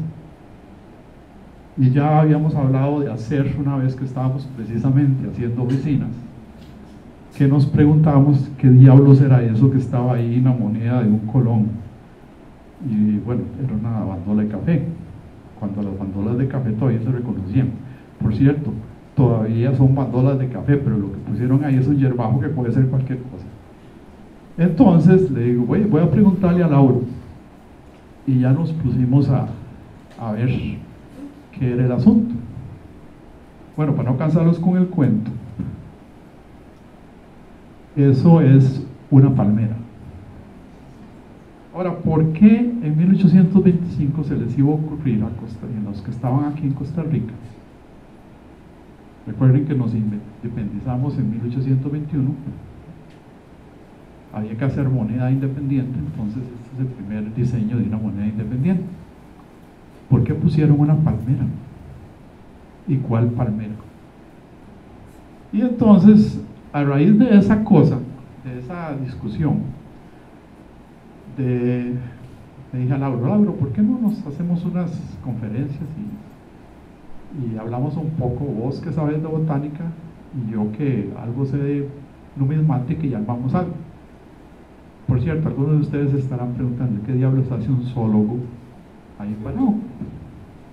Porque esos tres que están ahí son botánicos. Y después les cuento la historia. Entonces, la idea cuajó y comenzamos a hacer unas conferencias. En honor a Lauro, les voy a presentar unas cuantas de esas diapositivas originales de las conferencias de Lauro y yo. Pero para que vean algunas cosillas interesantes que a mucha gente les ha divertido o les ha preocupado sobre ese tema. Bueno, esa es la primera conferencia que dimos en el año 2004, fue en el Museo del Banco Central de Costa Rica. Dimos un total de 8 conferencias en diferentes sitios. Esa fue la primera, y esta es como luce en realidad la monedita, muy bonita. La del museo la reconocen porque está rayada acá. Y entonces de eso siguieron otras cosas ahí interesantes. Vamos a ir rápidamente para no cansarnos. Todo el mundo dice, bueno, la primera moneda de Costa Rica es el cacao, correcto. Fue legalizado en 1709. En ese tiempo la tasa de cambio, si iban a cambiarlo, eran 100 almendras de cacao por $1. Ahora, hay gente que dice que en Costa Rica no había moneda de plata. Eso es una tontera. Sí había moneda de plata y sí había moneda de oro, pero el cacao se usaba, la almendra de cacao se usaba para sustituir el menudo. Es decir, habían cosas tan baratas que con medio real, que era la moneda de plata más pequeñita, usted le decía, abre el saco para llenarlo de naranjas. Entonces la moneda de cacao servía como menudo. Esa es una de las estampillas más lindas que hay de cacao. Y para que vean que la malicia indígena no es cosa nueva,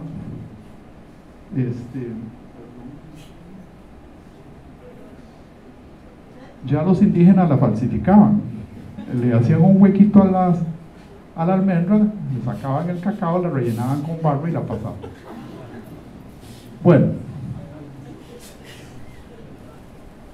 la ceiba es el segundo árbol o planta que aparece en las monedas. La de arriba es la moneda de Guatemala, la reconocen porque dice Nueva Guatemala, y la de Costa Rica se distingue solo por ese CR, pero es una ceiba pentandra. Y vean que ese moto que dice arriba, libre, crezca, fecundo, ¿dónde lo han oído? En Linz. Ahora vean la barbaridad que hizo el Linz. Es un árbol joven al que se le augura eso. Bueno, ese es el escudo original de Linz, del Banco de Seguros de 1924. Es exactamente una copia de la moneda, pero el que hizo los estatutos se equivocó, metió la pata, nunca había visto una moneda de esas y puso en los estatutos lo siguiente: el banco utilizará el árbol de Guanacaste de la moneda centroamericana. No, jamás, es esa. Y para seguir con la comedia, vean lo que usa Linz ahora. ¿Qué es eso? Es un higuerón.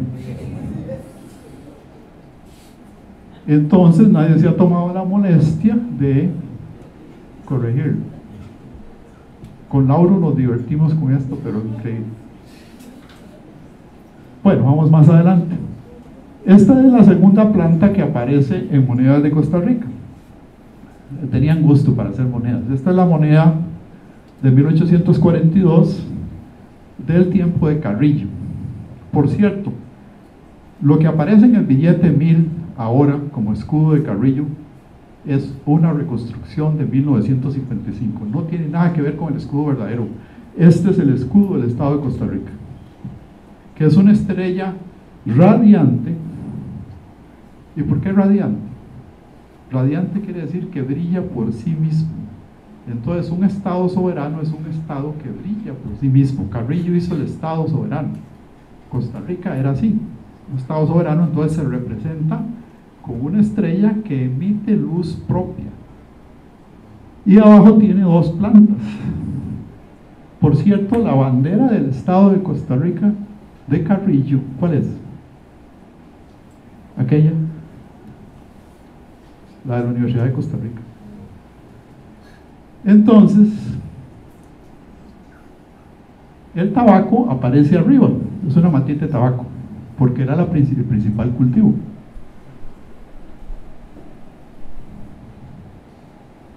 El escudo es una estrella radiante de 6 puntas, no de 8 como aparece en la reconstrucción del billete. Es una estrella radiante y con 2 ramas diferentes entrecruzadas en la base. Ahora, ¿vieron lo que costó llegarle a esas 2 plantas que están en la base? Una más fácil que la otra. Por la primera que está a la izquierda, Laura y yo inclusive llegamos hasta ver el romero y otras plantas ahí, a ver qué diablos era eso, pero resulta que es una hoja de la palmera. ¿Y cuál palmera? Ah, eso es otra cosa. La palmera datilera. Al principio creímos que, digo Laura, ¿y cuál palmera puede haber sido? Si las primeras monedas las hicieron ahí en Alajuela, en el ingenio de los Horcones, y por ahí hay montones de palmeras Atalea rostrata. Tal vez agarraron el modelo de ahí. Y dice Laura, sí, pero ¿por qué? Y resulta que en realidad es la palmera datilera europea, Phoenix dactylifera. ¿Por qué? Bueno, vamos a ir viendo poco a poco. La hoja, la palma, que es lo que está puesto en la moneda, es símbolo de victoria.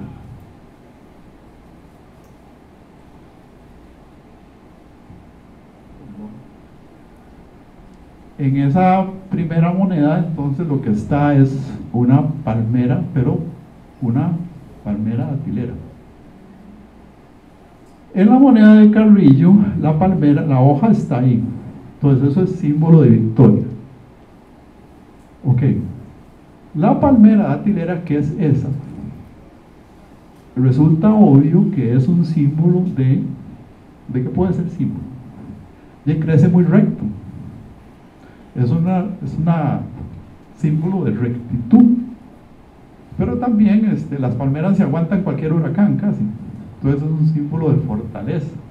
Entonces tenemos 3 simbolismos asociados a la palmera datilera. Conste, la palmera datilera no solo Costa Rica la utilizó como símbolo, la han utilizado cantidad de países. Entonces tenemos esos 3 simbolismos. Fortaleza, si quieren decir que es un estado fuerte, en la primera moneda es un estado victorioso, si se refieren a la palma. En el escudo de Carrillo, 2 símbolos ahí: victoria, un estado soberano, y la otra planta que está por ahí es el mirto europeo. Es Myrtus communis, que es una mirtácea, que es de la misma familia del cas y todo eso. Oigan un zoólogo hablando como botánico. El mirto es símbolo de paz.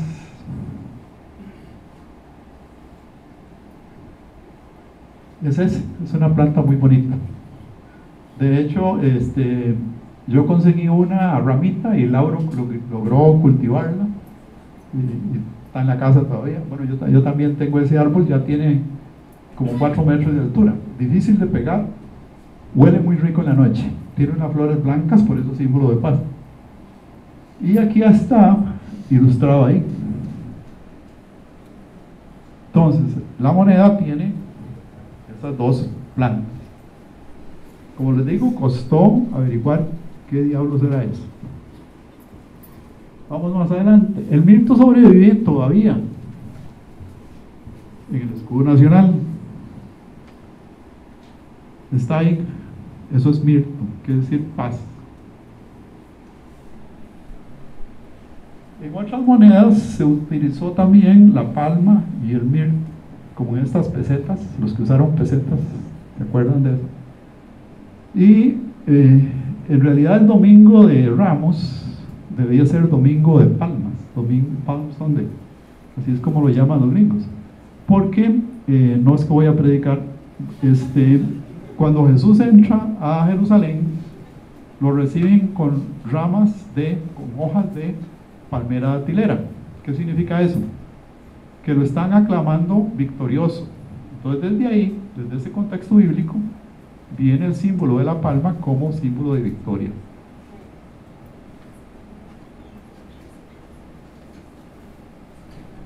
Esas son unas monedas muy bonitas que ilustran otra planta, el café. Esa es la primera moneda conmemorativa de Costa Rica.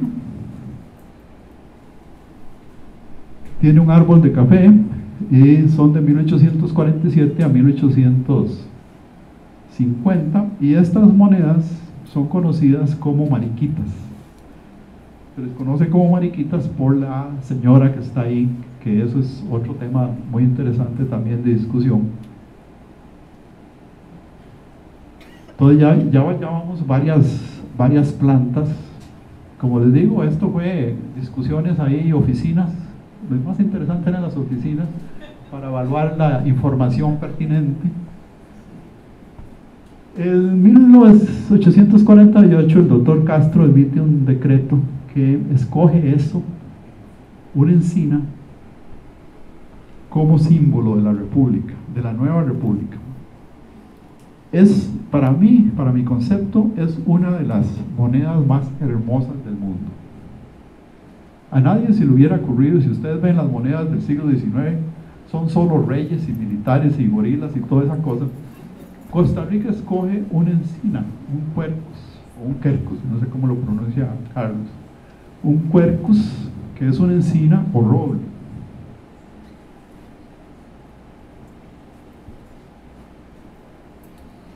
En Costa Rica, desde luego, en esa época había bosques de encina.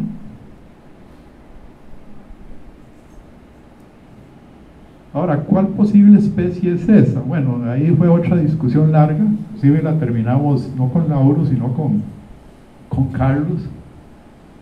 El artículo que va a salir de esto, sobre la encina en las monedas, está dedicado a Jorge Gómez Laurito. Al final dice, dedicado a un gran amigo y botánico, Jorge Gómez Laurito.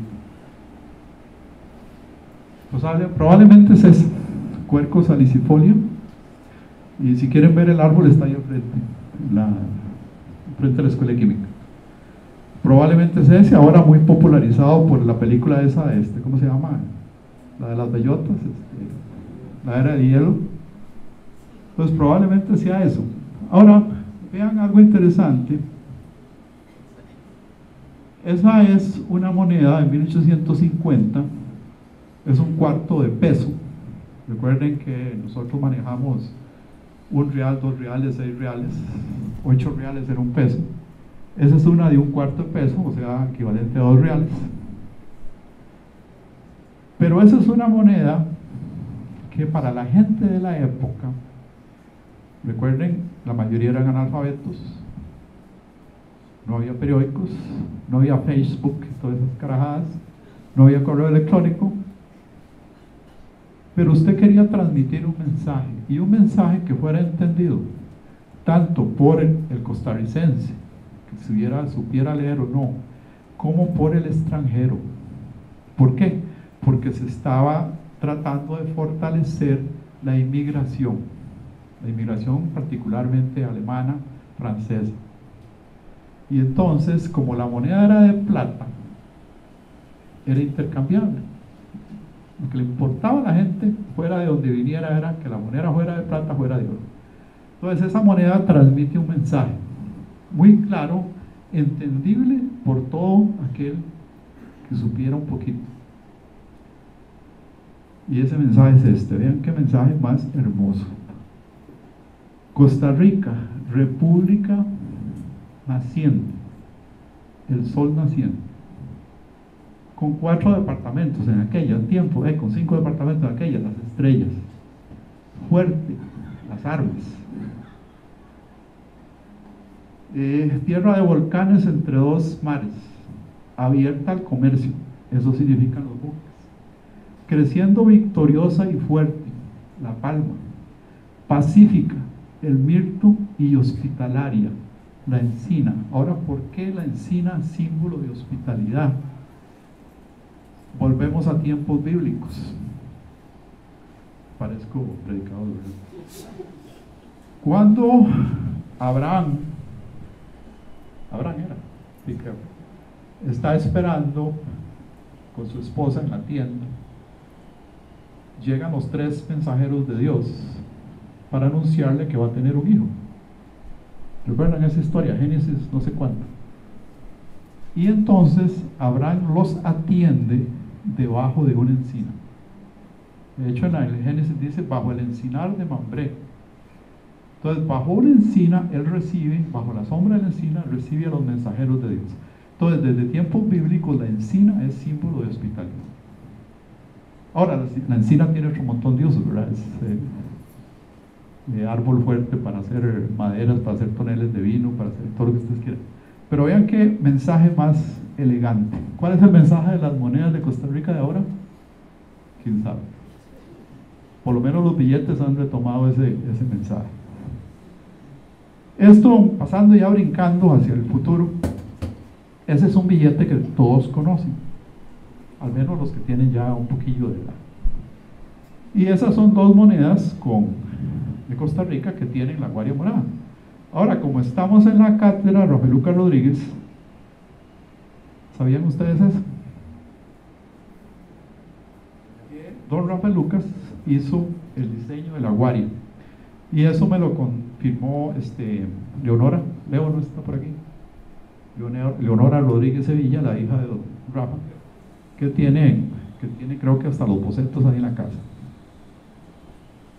Ok, entonces, de todas estas conferencias, Laura y yo sacamos algunos artículos. Ahí en la mesa, por si alguien quiere, en esos blancos enfrente de don Gustavo, están las últimas separatas que quedan. Pueden llevárselas. Este fue el primero, en la revista Lancasteriana, en ese tiempo dirigida por don Carlos Morales. Entonces logramos sacar ese artículo, se llama Botánica y Numismática, las plantas en la moneda de Costa Rica. Luego eso siguió, ya como que a la gente le gustó el tema, entonces digo, oye, hagamos uno con billetes y con boletos de café.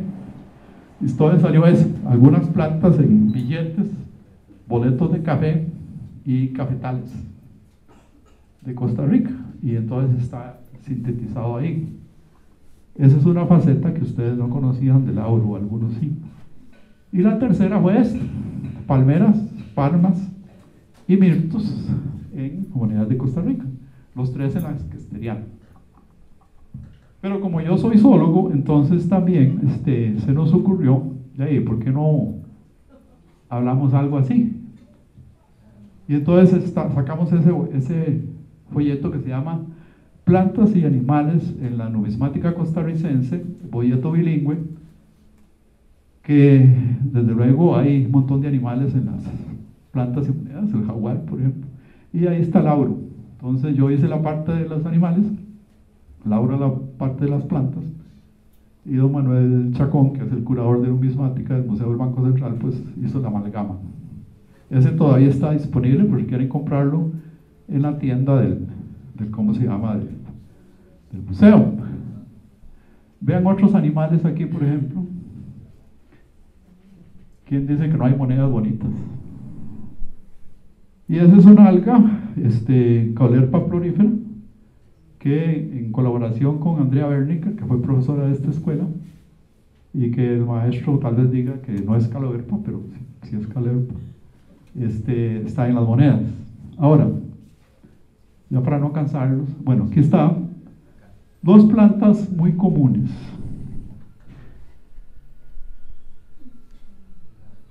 Usadas en los billetes. Esta es muy común usada como adorno, es un acanthus. Y la otra es Laurus nobilis, que está acá, en el billete de 10 colones. ¿Qué significa eso? No es superfluo poner el laurel ahí, significa que en aquel caso, en esto fue una metida de pata, en aquel caso, Aquileo Echeverría es un poeta laureado. Y me gusta que Ricardo, sí puedo decir el apodo de Ricardo, el maestro, haya dicho que por ahí viene el apodo de Lauro. Y yo digo que sí. ¿Por qué? Vamos a ver por qué. El laurel europeo es una especie llamada Laurus nobilis. Se usan en cocina. Usted puede conseguir el laurel para echarle a la... Es esta. Y esta es una foto tomada por Lauro en Roma. De eso. El laurel de acá es otra cosa que se llama Cordia ariodora. Entonces, vamos a ver aquí. Esas son monedas italianas. Esta es otra moneda italiana que tiene una encina. Eso le fascinaba a Lauro. Y entonces ahí está el trigo, la vid y el laurel. ¿Cuál laurel? Laurus nobilis. Entonces Jorge Gómez Lauritos, y coleccionaba, yo le conseguía de vez en cuando monedas italianas, y no sé cuántas logró acumular, pero por ahí deben estar seguro. Pero le gustaba eso, porque la moneda italiana tiene mucha representación de plantas. Como él tenía ancestros italianos, pues le fascinaba eso. Ok. Hace solo 40 años, estábamos llevando, Laura y yo, ese curso, sistemática de gramíneas, porque yo iba por el lado de las gramíneas y Laura iba por el lado de las ciperáceas. Y entonces en ese curso, pues usamos los apodos que se quedaron para el resto de la vida. Y entonces ya Jorge Gómez, en 1974 y un poquito antes, ya era un botánico reconocido. Cuando a mí se me olvidaba una mata, yo le preguntaba a Lauro. Y entonces, ese es Lauro.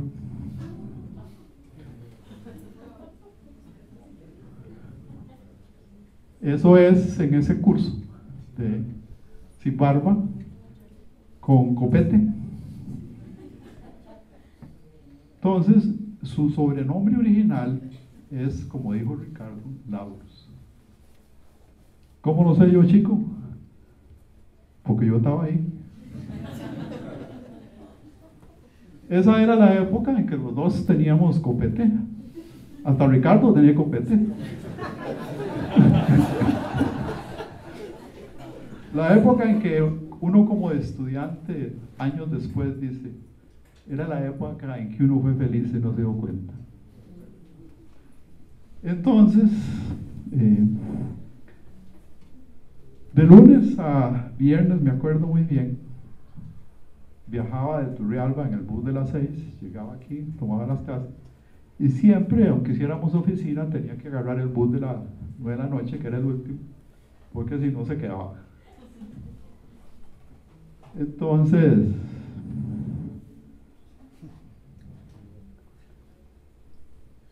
Laurus, sinonimia a Lauro o al revés, como quieran, su frase favorita de despedida: estamos en contacto. Saludo, amigo. Con eso termino.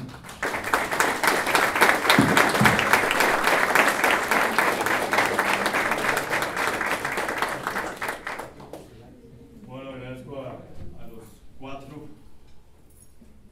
por los aportes que han hecho en las diferentes temáticas. Ahora ustedes tienen la palabra. Si alguno de ustedes quiere compartir alguna anécdota o algo que considere se pueda compartir en este espacio, por favor lo pueden hacer. Vamos a dedicarle unos 15 minutos a esta participación por parte de ustedes, y después les recuerdo que tenemos un refrigerio aquí en la 220 donde todos y todas están cordialmente invitados e invitadas. Por favor, solo Ricardo. para reafirmar mi solicitud, que los libros que están todavía amarrados tienen un destinatario. Lo demás, cualquiera que quiera hacer el libro, por favor. Todavía me queda toda la colección de evolución que estoy buscando un candidato, toda la colección de aves que estoy candidato hacia los palos, y toda la colección de ecología marina y control marino. Y la otra cosa, hablando de anécdotas del agua, una que se me fue que es valiosa durante el enfrentamiento de los sandinistas y Somoza. Usted me sentó y me costó mucho. Y llegó Lauro, borracho, héroe de estar enfrentando a los nicas en la frontera. Vivíamos de vecino en los apartamentos aquí en Sabanilla. Yo vivía con 2 hijos mayores solo, y llegó tocando la puerta del escándalo en la noche. Le abrí, le dimos de comer, le dimos a qué beber y toda la cosa. Ya cuando se estabilizó un poco, lo cogí del brazo, me lo llevé, lo acosté en el apartamento y hasta el siguiente día. O sea, pero venía, él adoraba las armas, mucho de eso compartimos también. Y ese día siempre recuerdo cómo llegó, llevarlo a acostarse. Fue una de esas cosas que pasamos juntos y se me quedó en el papelito. A mí se me quedó en el papel el rifle. Resulta que en aquel tiempo Rolando Ramírez, que era de San Ramón, fue ministro de Justicia o ministro de Gobernación, algo así, y me llamó y me dice: don Rodolfo, ahí tengo unos rifles para que cuiden la reserva. Entonces le dije a Lauro: maje, hay unos rifles ahí para que cuiden la reserva, hay que irlos a traer. ¿A dónde? Ahí donde ahora es el Museo de los Niños. Dice: maje, yo, el gordillo. Yo fuimos y me dieron 3 rifles. Me dice: ¿qué va a hacer? Le digo: maje, yo le tengo pavor a las armas. Entonces, ¿qué digo? Si quieres, le regalo uno. Ah, bueno, días, dámelo. Y los otros 2 me los llevé para la sede.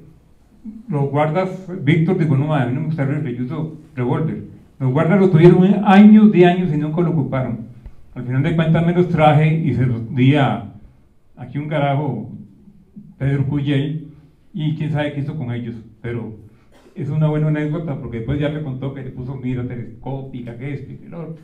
Pero así fue la historia.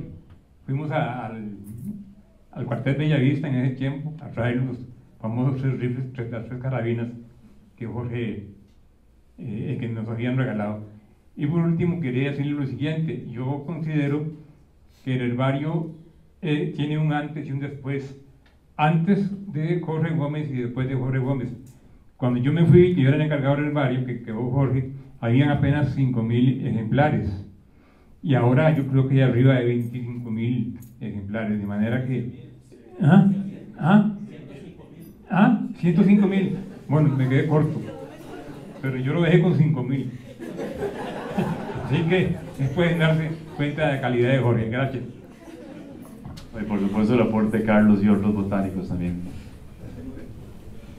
Mario, ¿alguien que quiera compartir el micrófono?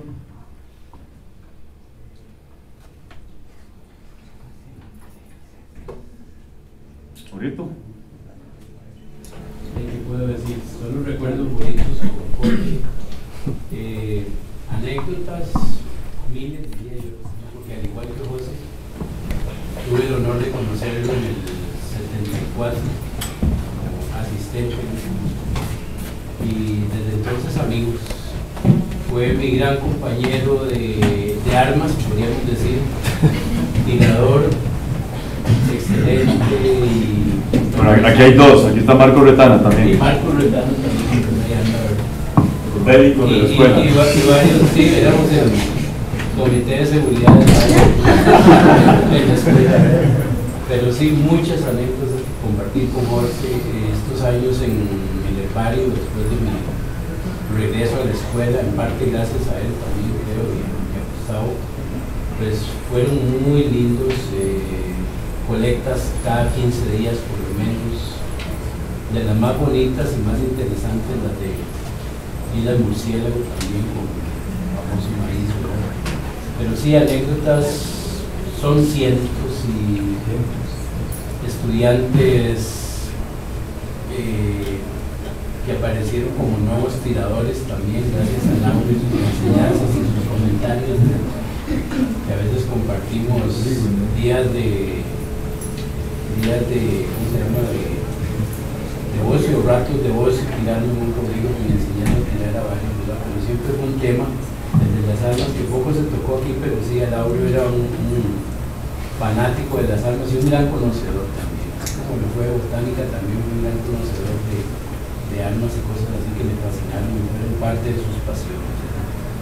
Pero sí, un honor haberlo conocido, un placer haber compartido con él tantos momentos de oficina también en el patio de José en el suelo.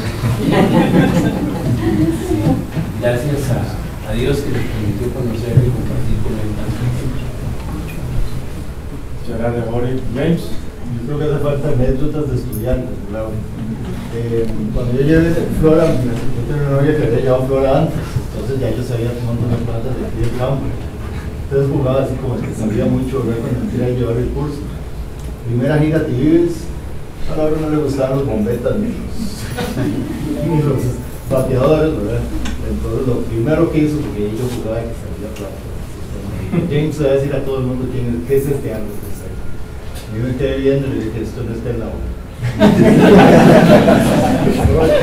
No le veo las vainitas. Y ahí aprendí así a no estar hablando mucho por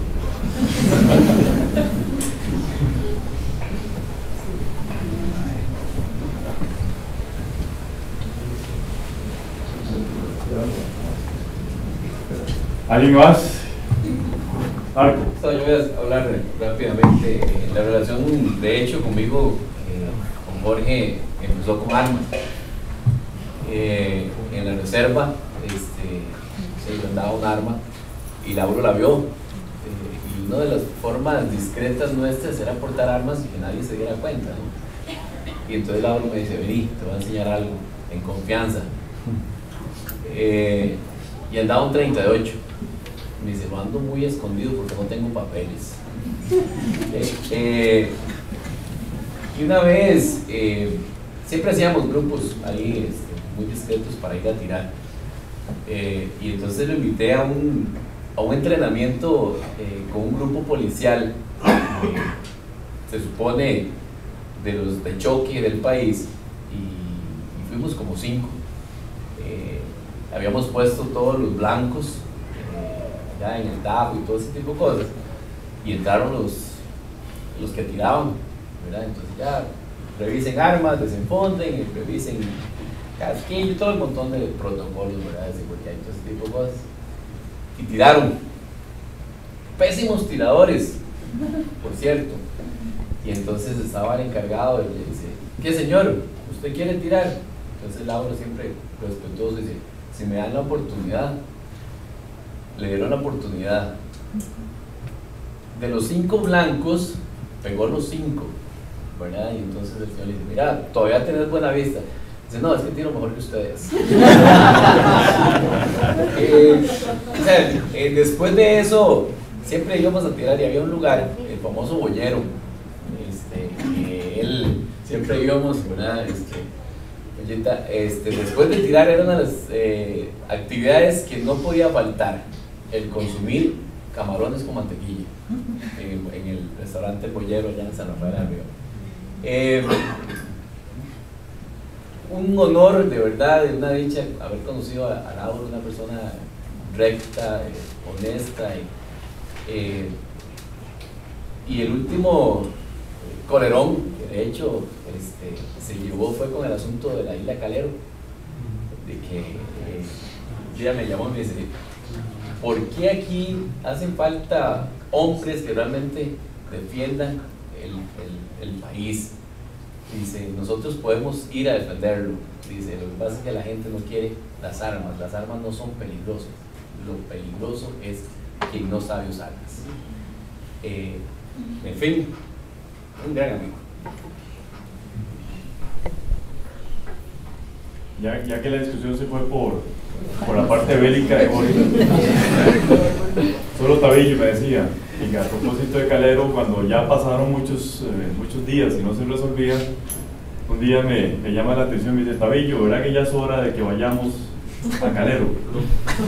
Me lo decía a mí una persona que no sabe absolutamente de armas y más bien todo lo contrario, que tiene una posición totalmente distinta a ese enfoque de que los problemas se solucionan con armas. Y bueno, tenemos una discusión política fuerte. Él tenía una posición, ustedes la conocían, muy radical en ciertas cosas, y la mía también era radical en el otro extremo, muy respetuosa, fuerte, pero de mucho respeto. Y yo espero haberlo convencido que las armas no era el momento para lanzarlas de Calero.